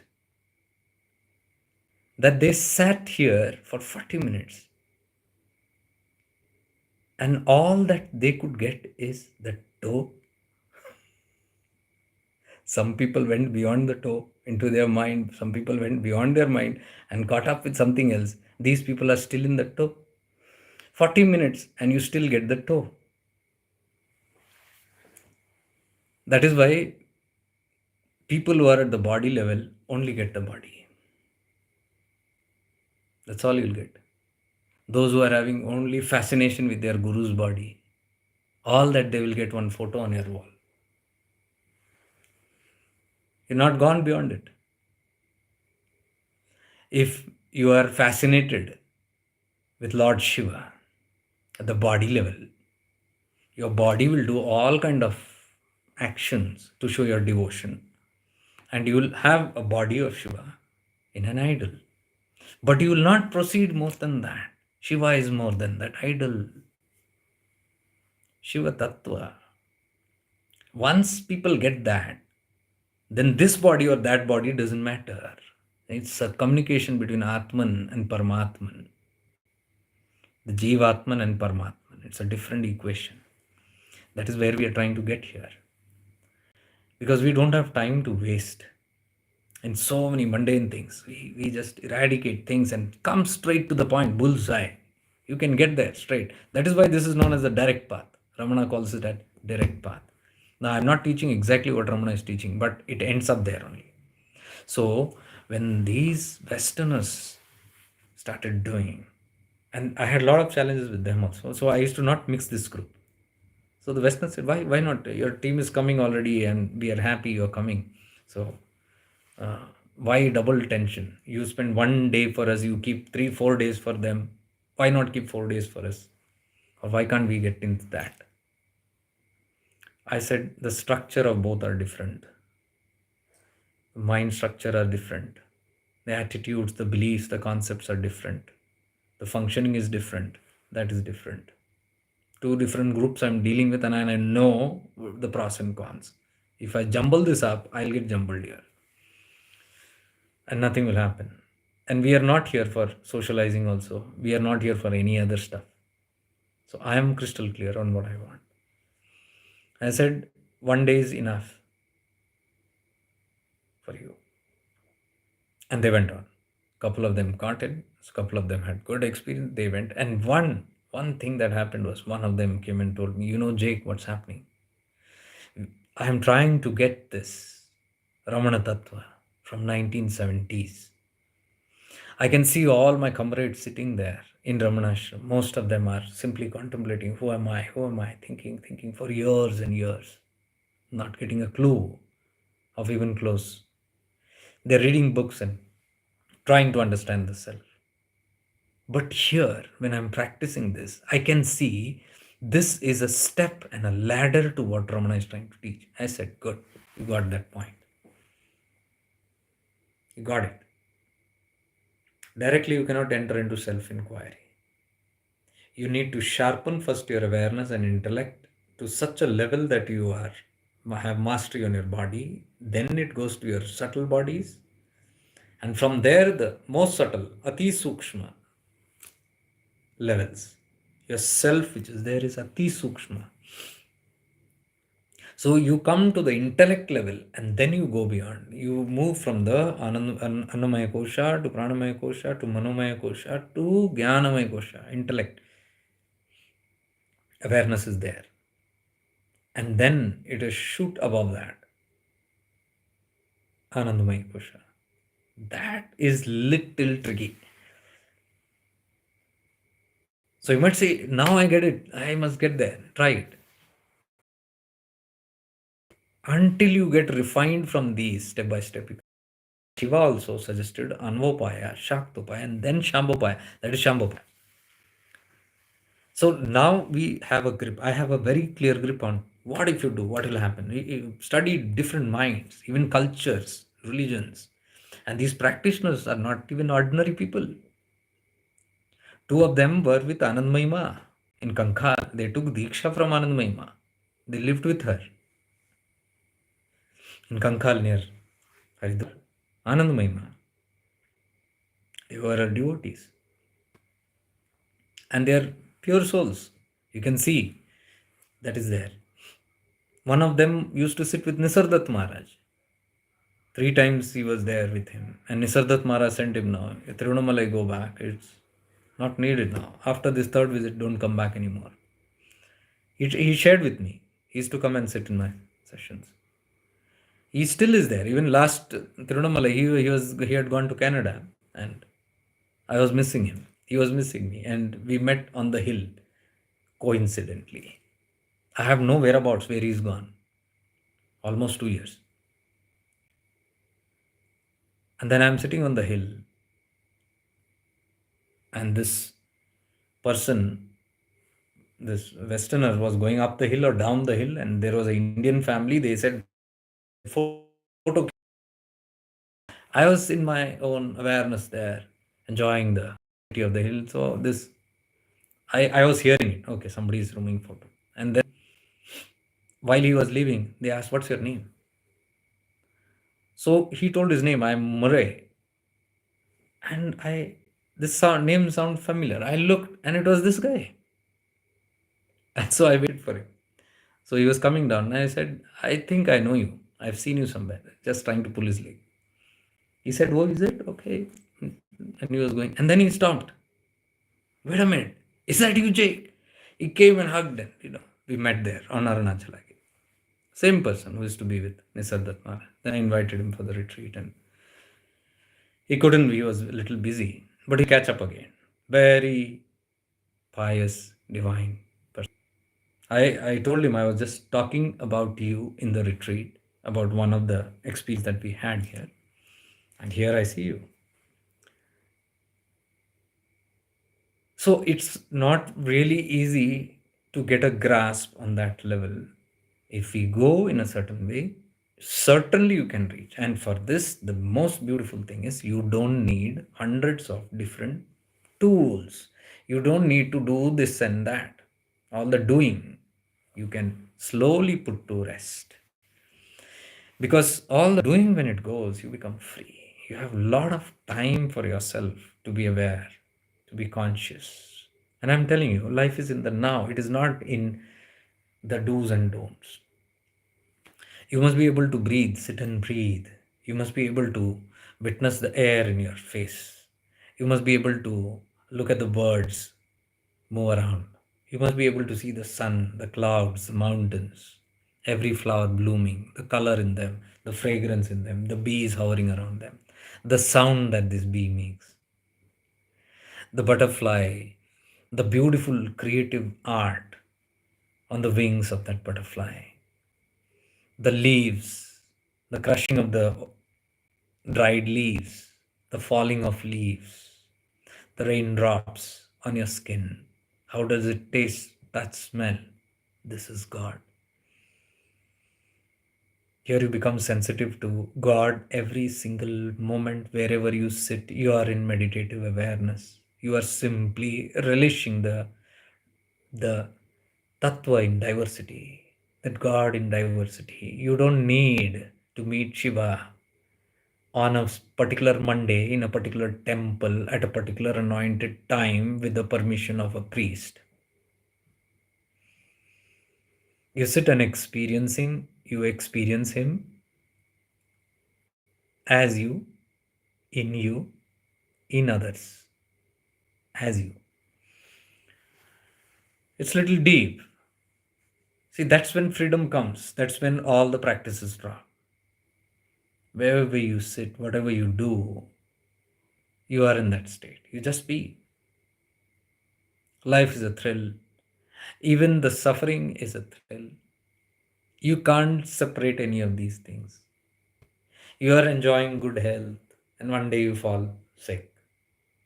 You're having fever. Or something. You don't say fret and fever. Oh my God, I have fever. I have cough. And you relish that also. Everything is passing. You see the momentary passing in this. Now, with this attitude, I'm telling you, wherever you are in life, whatever is happening to you, you will understand it's all grace. Everything is leading to something. I'm asking you one simple question. How did you come to spirituality? Your father or mother pulled your ears and brought you? Or did God come and invite you? What happened? You'll see suffering brought you to spirituality. Most of us. Most. Or certain kind of deep unsatisfaction, a deep need to know the truth. Something. I have everything but not satisfied. That quest, thirst brought me. Or for most of the people, 98.9%, you can say, suffering brings them to spirituality. Now, today, say, suffering brought us to this path, this master, that master, whatever. And today we are here sitting, much more wiser. Problems not gone. Karma has not left us. Good, bad, ugly, everything is going on. But I am more smarter, more reward than what I was before. What does this mean? That suffering was the cause for this transition. So today, what I am suffering, this will be the cause for my future transitioning. Because I told you yesterday, without pain, we will not move. Imagine right now all your problems go away. I'm telling you, you will immediately go and jump back to the same old you. You'll not make an attempt to change. Even what is making you sit here and listen to this is, you know what? If life is beautiful, you would rather switch off all this nonsense and get a nice sleep or get a nice drink or maybe party with friends or indulge in something else. Why am I serious about these things? Because something probed me and brought me to here. So please understand, everything is a very divine play. If you understand Shiva Sutras, you will understand this is the Tirobhava nature of Shiva. Anugraha Shakti, it is called. It is called blessing. The Panchakritya of Shiva, the Panchamukhi Shiva, which you idolize, it is actually a tattva. It is not five head Shiva, and you start worshipping the five head. It is you having devotion and understanding to what those five head symbolizes. It is about the elements, the mysteries. When Parashiva is there, Parabhairava or Parashiva, the nothingness, Nirguna Nirakara, has to take a form, then the Panchakritya, Sadashiva, comes into form. Sadashiva is that five head Shiva. Now, these five heads have very important function. One is Brahma, Vishnu, Mahesh, three you know. Functioning of Shiva. These are the three departments: the creation department, maintenance department, and the destruction department. And then we have two other elements also. One is known as the Tirobhava nature, and the other is known as Anugraha Shakti. These are embedded in Shiva Tattva. So, further, all the creation from the Sadashiva, we are all part of that Sadashiva only because we are hierarchy in that. We all have the Panchakrityas. Shiva functions through that. Literally, you have five heads. You yesterday I discussed very clearly. If you have not seen it yesterday, go and see yesterday's video. You will get a good understanding of how I am having full grip on creation, maintenance, and even destruction. These three are in my hands. And then along with that comes the Tirobhava. Tirobhava means Shiva only allows himself to become someone else. For example, Jake. Who's Jake? Shiva is allowed come because otherwise the Shiva nature, Prakriti cannot, the nature of Shiva cannot experience itself. Can you disturbance here? Yeah, I'm live. Okay, there was little disturbance here. So I was saying, if I'm in the Advaita, this one, I cannot experience myself. To experience myself, I need a mirror. So when I put a mirror in front of me, I see myself and I experience myself. That experiencing myself is I become aware of myself. So Dvaita is needed for even Shiva to have an experience. Now that the Tirobhava nature starts there. The difference, when you have a difference, that identity in the mirror looks like me, but it is not me. It is a reflection of Shiva. Now that is having a different identity. I am having a different identity. So when this identity has its own charged up intelligence, like artificial intelligence, I create something and I give intelligence to it. Now it starts functioning on its own. Who's the creator? I created it. Now it's capable of handling itself in a certain way, but I'm still controlling it. Final control. But most of the thing it can function on its own. Same exactly we are. We can function, but the ultimatum is still in his hand, the creator of artificial intelligence. However intelligent and smart I am, there is a cosmic intelligence.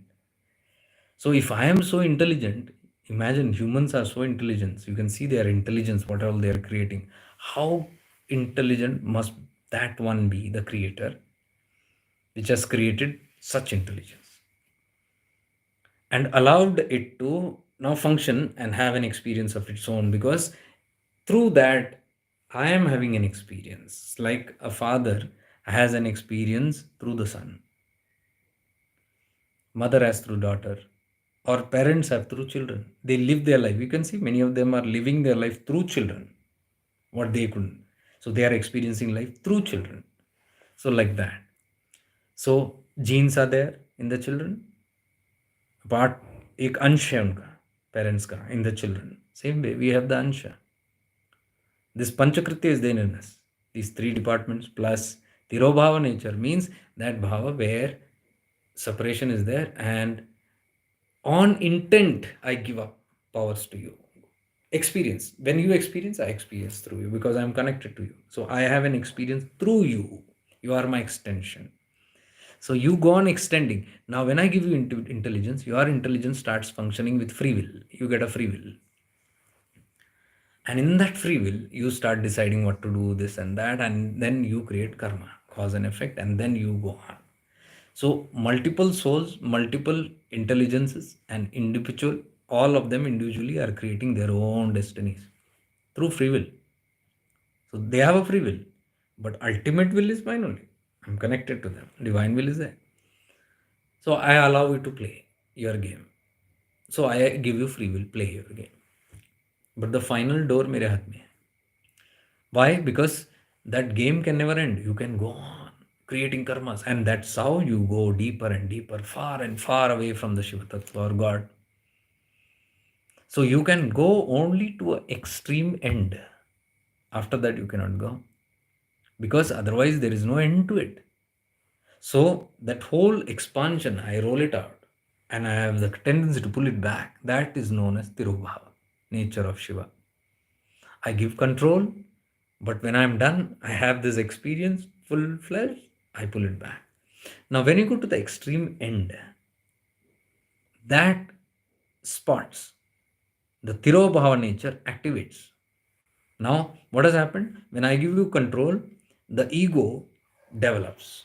And in that, Shiva Tattva starts reducing. So the God consciousness, Shiva Tattva reduces, ego starts enlarging. So when my ego enlarges, I forget that I am Shiva. That's exactly what's happening to us. We forget. A little, one speck of that soul, and that also we are searching every day, right? In our meditation. That flame, whether it is here or here, where is that flame?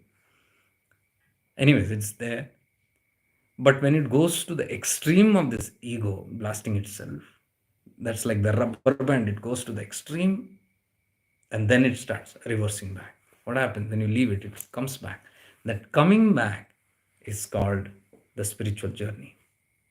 So that point where it goes and ends, where it ends, Tirobhava nature starts reversing with the fifth Panchakritya Anubhava Shakti.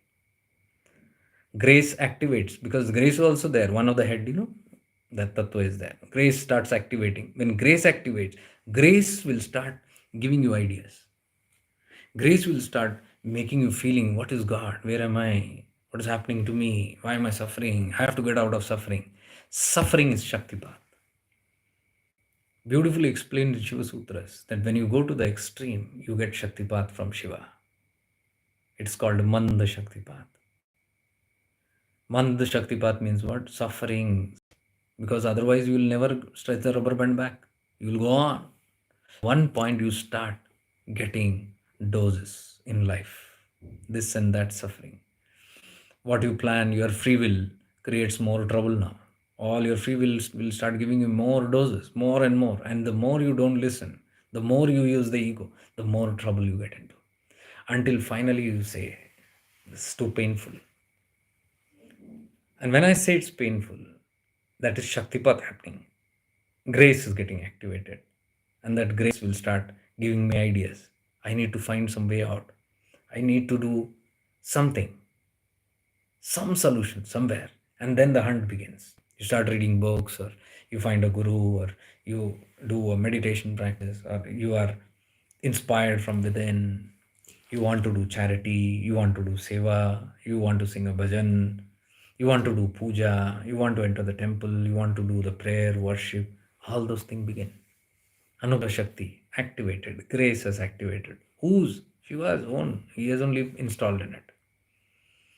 It's not right to even call he and she, because then you'll think, oh my God, that Shiva, Jatadhari. This is not the Jatadhari.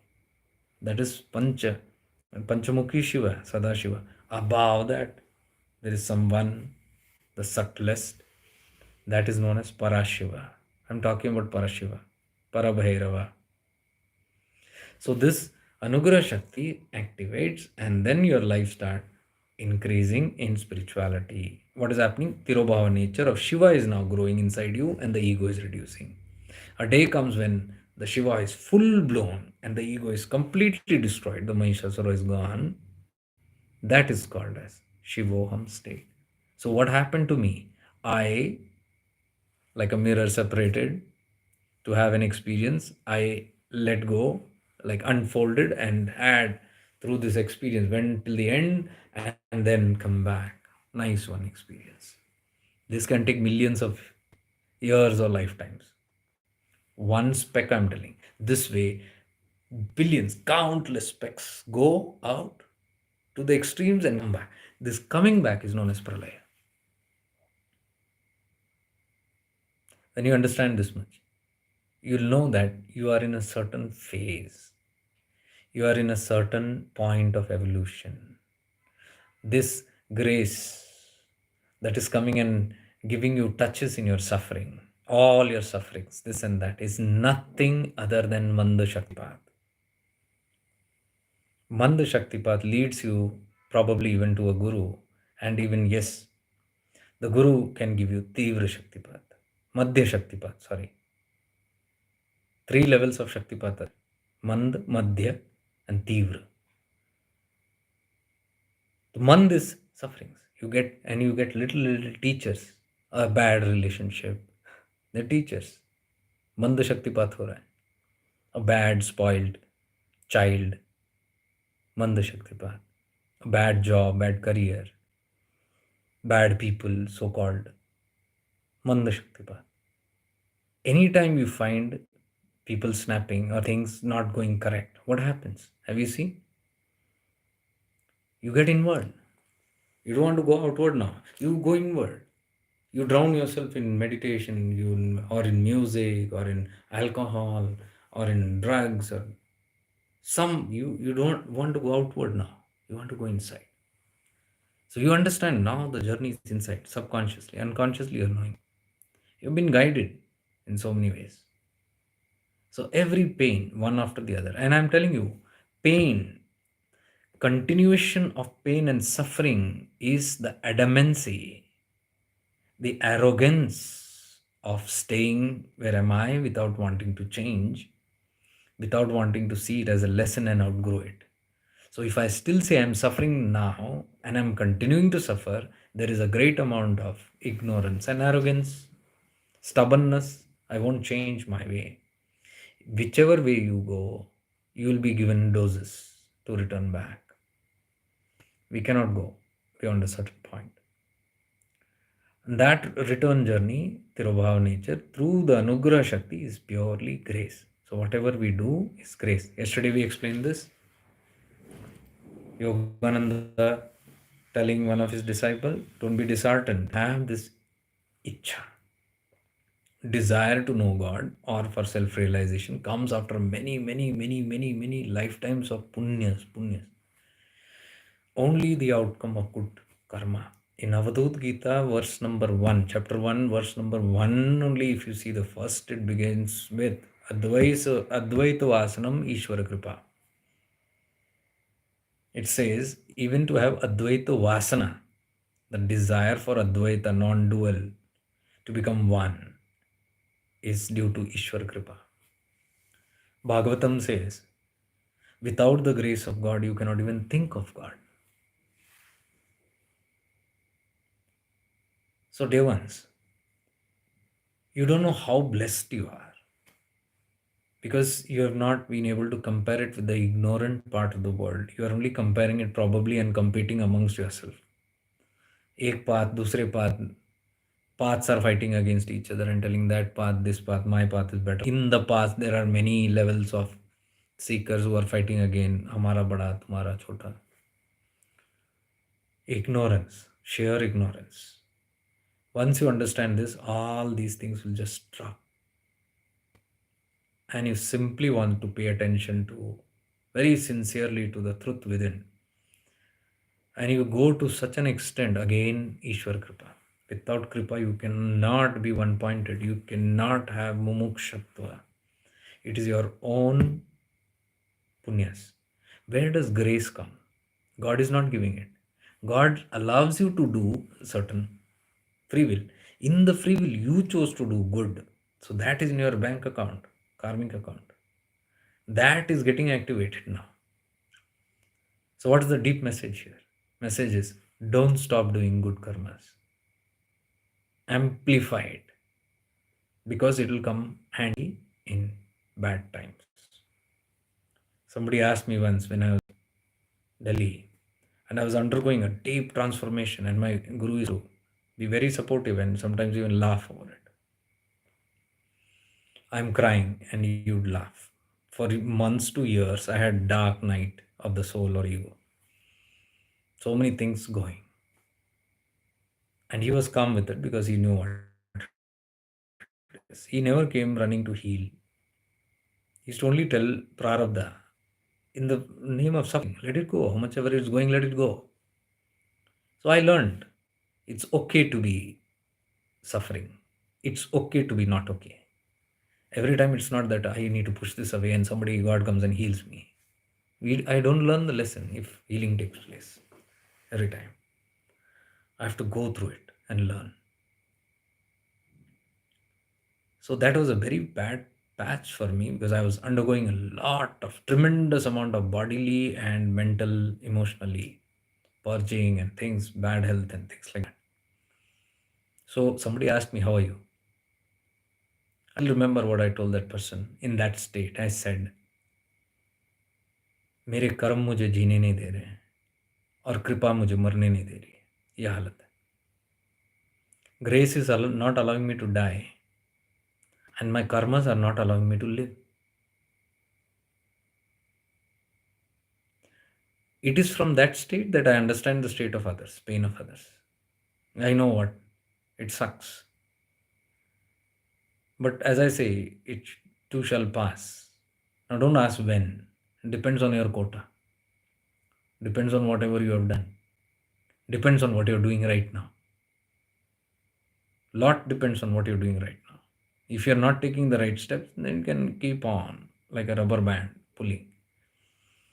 If you get the point and simply get working without wasting your time and arguments on these things or having a debate on all these things, simply get into it. Sooner the faster, the better. Now I think I'll just take off this question and then finish off. It's already 11.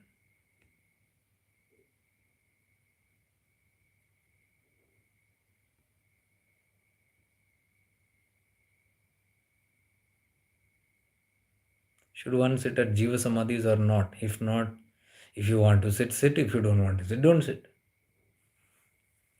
No rules here. You like, you go and sit. Who am I to tell you don't sit? Who am I to even tell you go and sit? I never do that. I've stopped doing all that. You can see, I don't know if you're observing my life the past 2 to 3 years, you'll see great difference. That's what Arunachala can do. Great difference. Everything has stopped. I don't hunt anymore any samadhis or any holy places, nor I'm running to any temples now.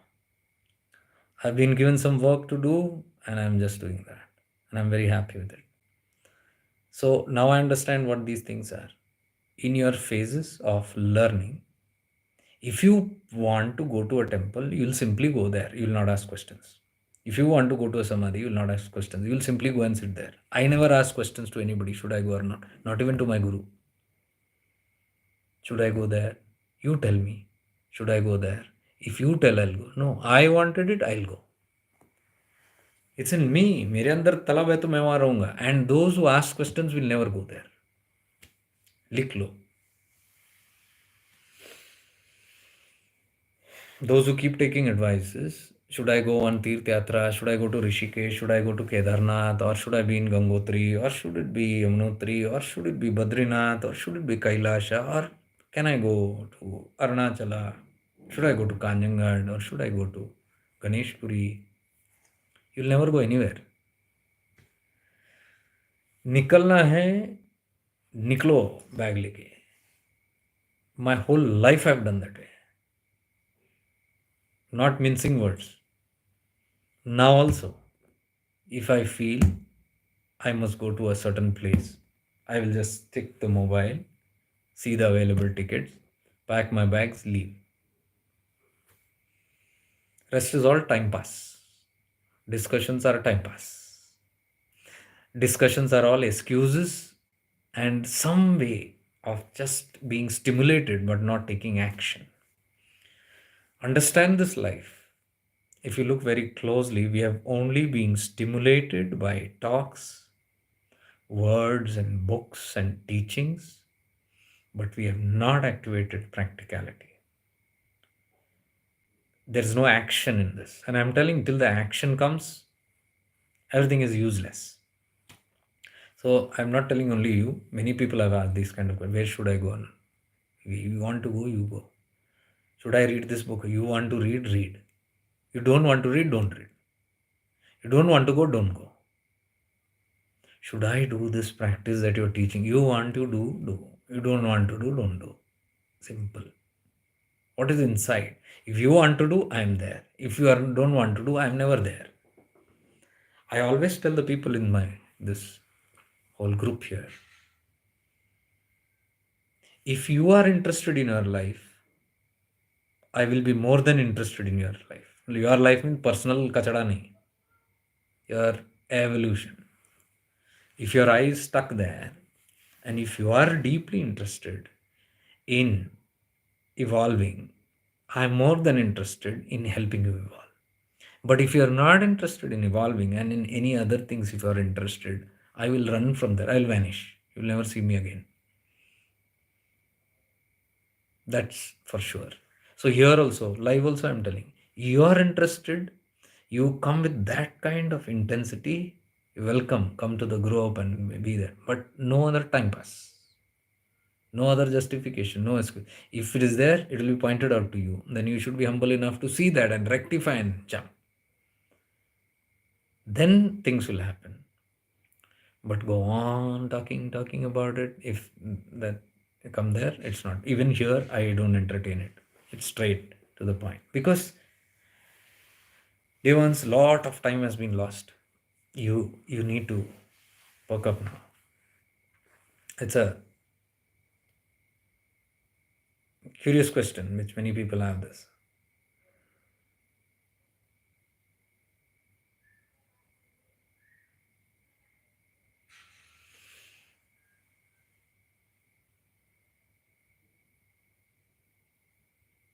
I had an extraordinary experience at Jiva Samadhi in Arunachaleshwar Tirunamalai. So I want to know, do I go through Jiva Samadhis?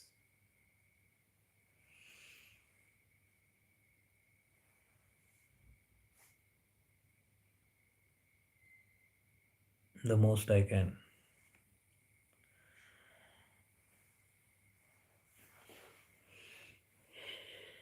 If the experience is left an impact on me, I will never ask anybody. I will just go. I will ask only when there is a doubt, probably in the experience or something. If there is absolutely no doubt in the experience, there is no question of asking. So I will not tell here also, go or don't go. It's upon you. A time comes when you will rise above experiences. Many people talk about experiences. It's good. But as you approach the third level here, even in our group, there is at most zero level of interest shown in any experiences. Because we have to transcend beyond that also. Otherwise, we will be only gathering stories of experiences. It's all needed, I don't deny it. Because experiences gives you validity, it gives you strength, it gives you support, it gives you understanding that there is something mysterious, something higher than what I know. And that will promote, inspire you to go deeper. They're needed. But after a certain stage, even that has to be, that will fall off. You don't have to drop it, it will fall off. So, just to concise today, what we understand is this whole aspect about life and the journey that we are carrying on to. If you like to begin this journey in its deepest intensity with uttermost love and devotion to yourself, and you want to evolve towards that direction, I can help you. You're most welcome to join shiftingintoawareness.com/join. But that is a place where the intensity is deep, guidance is deep, support is deep, and the practices are deep, and there is constant work going on. Here we only do storytelling. I'll tell you stories. You can be happy with the stories. You can be little motivated, inspired, and go and do whatever you like. It can help you. These platforms can help you, but that is something that will just lead you rapidly towards your destination. And for that, these 3 days, what I did, I'm leaving this because these 3 videos I'm going to use it for future webinars also. I can tell people to watch these 3 videos: day one, day two, day three. They will be ready, prepared to understand. Now I need to do some practices based on this. Okay, I've understood these things. Now where do I start? What do I do? So I get a starting. Okay, I begin the practice from that is a webinar. Webinar we spend sometimes 4 to 5 hours, sometimes even 8 hours, depending on the content. You might feel like, oh, it is so tiring. How to sit? बैठ के देखो, you will not know how time passes, because we are not talking about mind body, it's beyond it. Slowly you will get acquainted to it, and eventually as you pick up you will go deeper and deeper into it. So there are these different kind of programs, but the basic is what I'm trying to tell tomorrow, and I've kept it very nominal priced. I don't care even if there are 10 people, you'll see the same amount of dedication and passion being given to the 10 people also, because I respect those souls, because I know they are very mature souls who can come through all these filters. So it's like you can join, into the streamline of the rest of the people also who have done a lot of work, and then guidance you can take and evolve and see it in a couple of months, see the differences, and then be motivated by your own progress from the conviction that you get. That's the whole thing that we are planning to do. So tomorrow webinar we have 9 to 1. You can join and learn the practices and get intensively involved in it, and from there further we'll know what best to do. If you have any other questions regarding these sessions or anything, you can ask in the clarity sessions that we have almost every day from 9 to 10. This I am doing only temporary. Maybe once in a week I'll do live or not, I'm not sure. But there I'm constantly there. Every single day on Zoom we have. So all those who are in the group will get these. And these are all free sessions. They're not charged. The follow-up sessions, all these are all extra. Only the webinars are charged, and that I will never do free. I've told this clearly. Some even tomorrow also, I'm not keeping it free because I don't want anybody to treat it like a freebie. It has value. So let it be valued and respected. And plus, even I need to run my life. I need money for my basic requirements. And I have no shame to tell that. And it's absolutely fine with, because there's something exchange we are doing. It's energy exchange, so that we don't keep any karmic stuff. I give you something, then you have to return, you give me something. And all that stuff is not needed. Okay, so I'll end today's session. Let us end it with a small prayer. Om Purnamada Purnamidam Purnat Purnamudayachyate Purnasya Purnamadaya Purnamevavashishyate. Om Shanti Shanti Shanti. May we all be blessed. May we all evolve. May we all be free.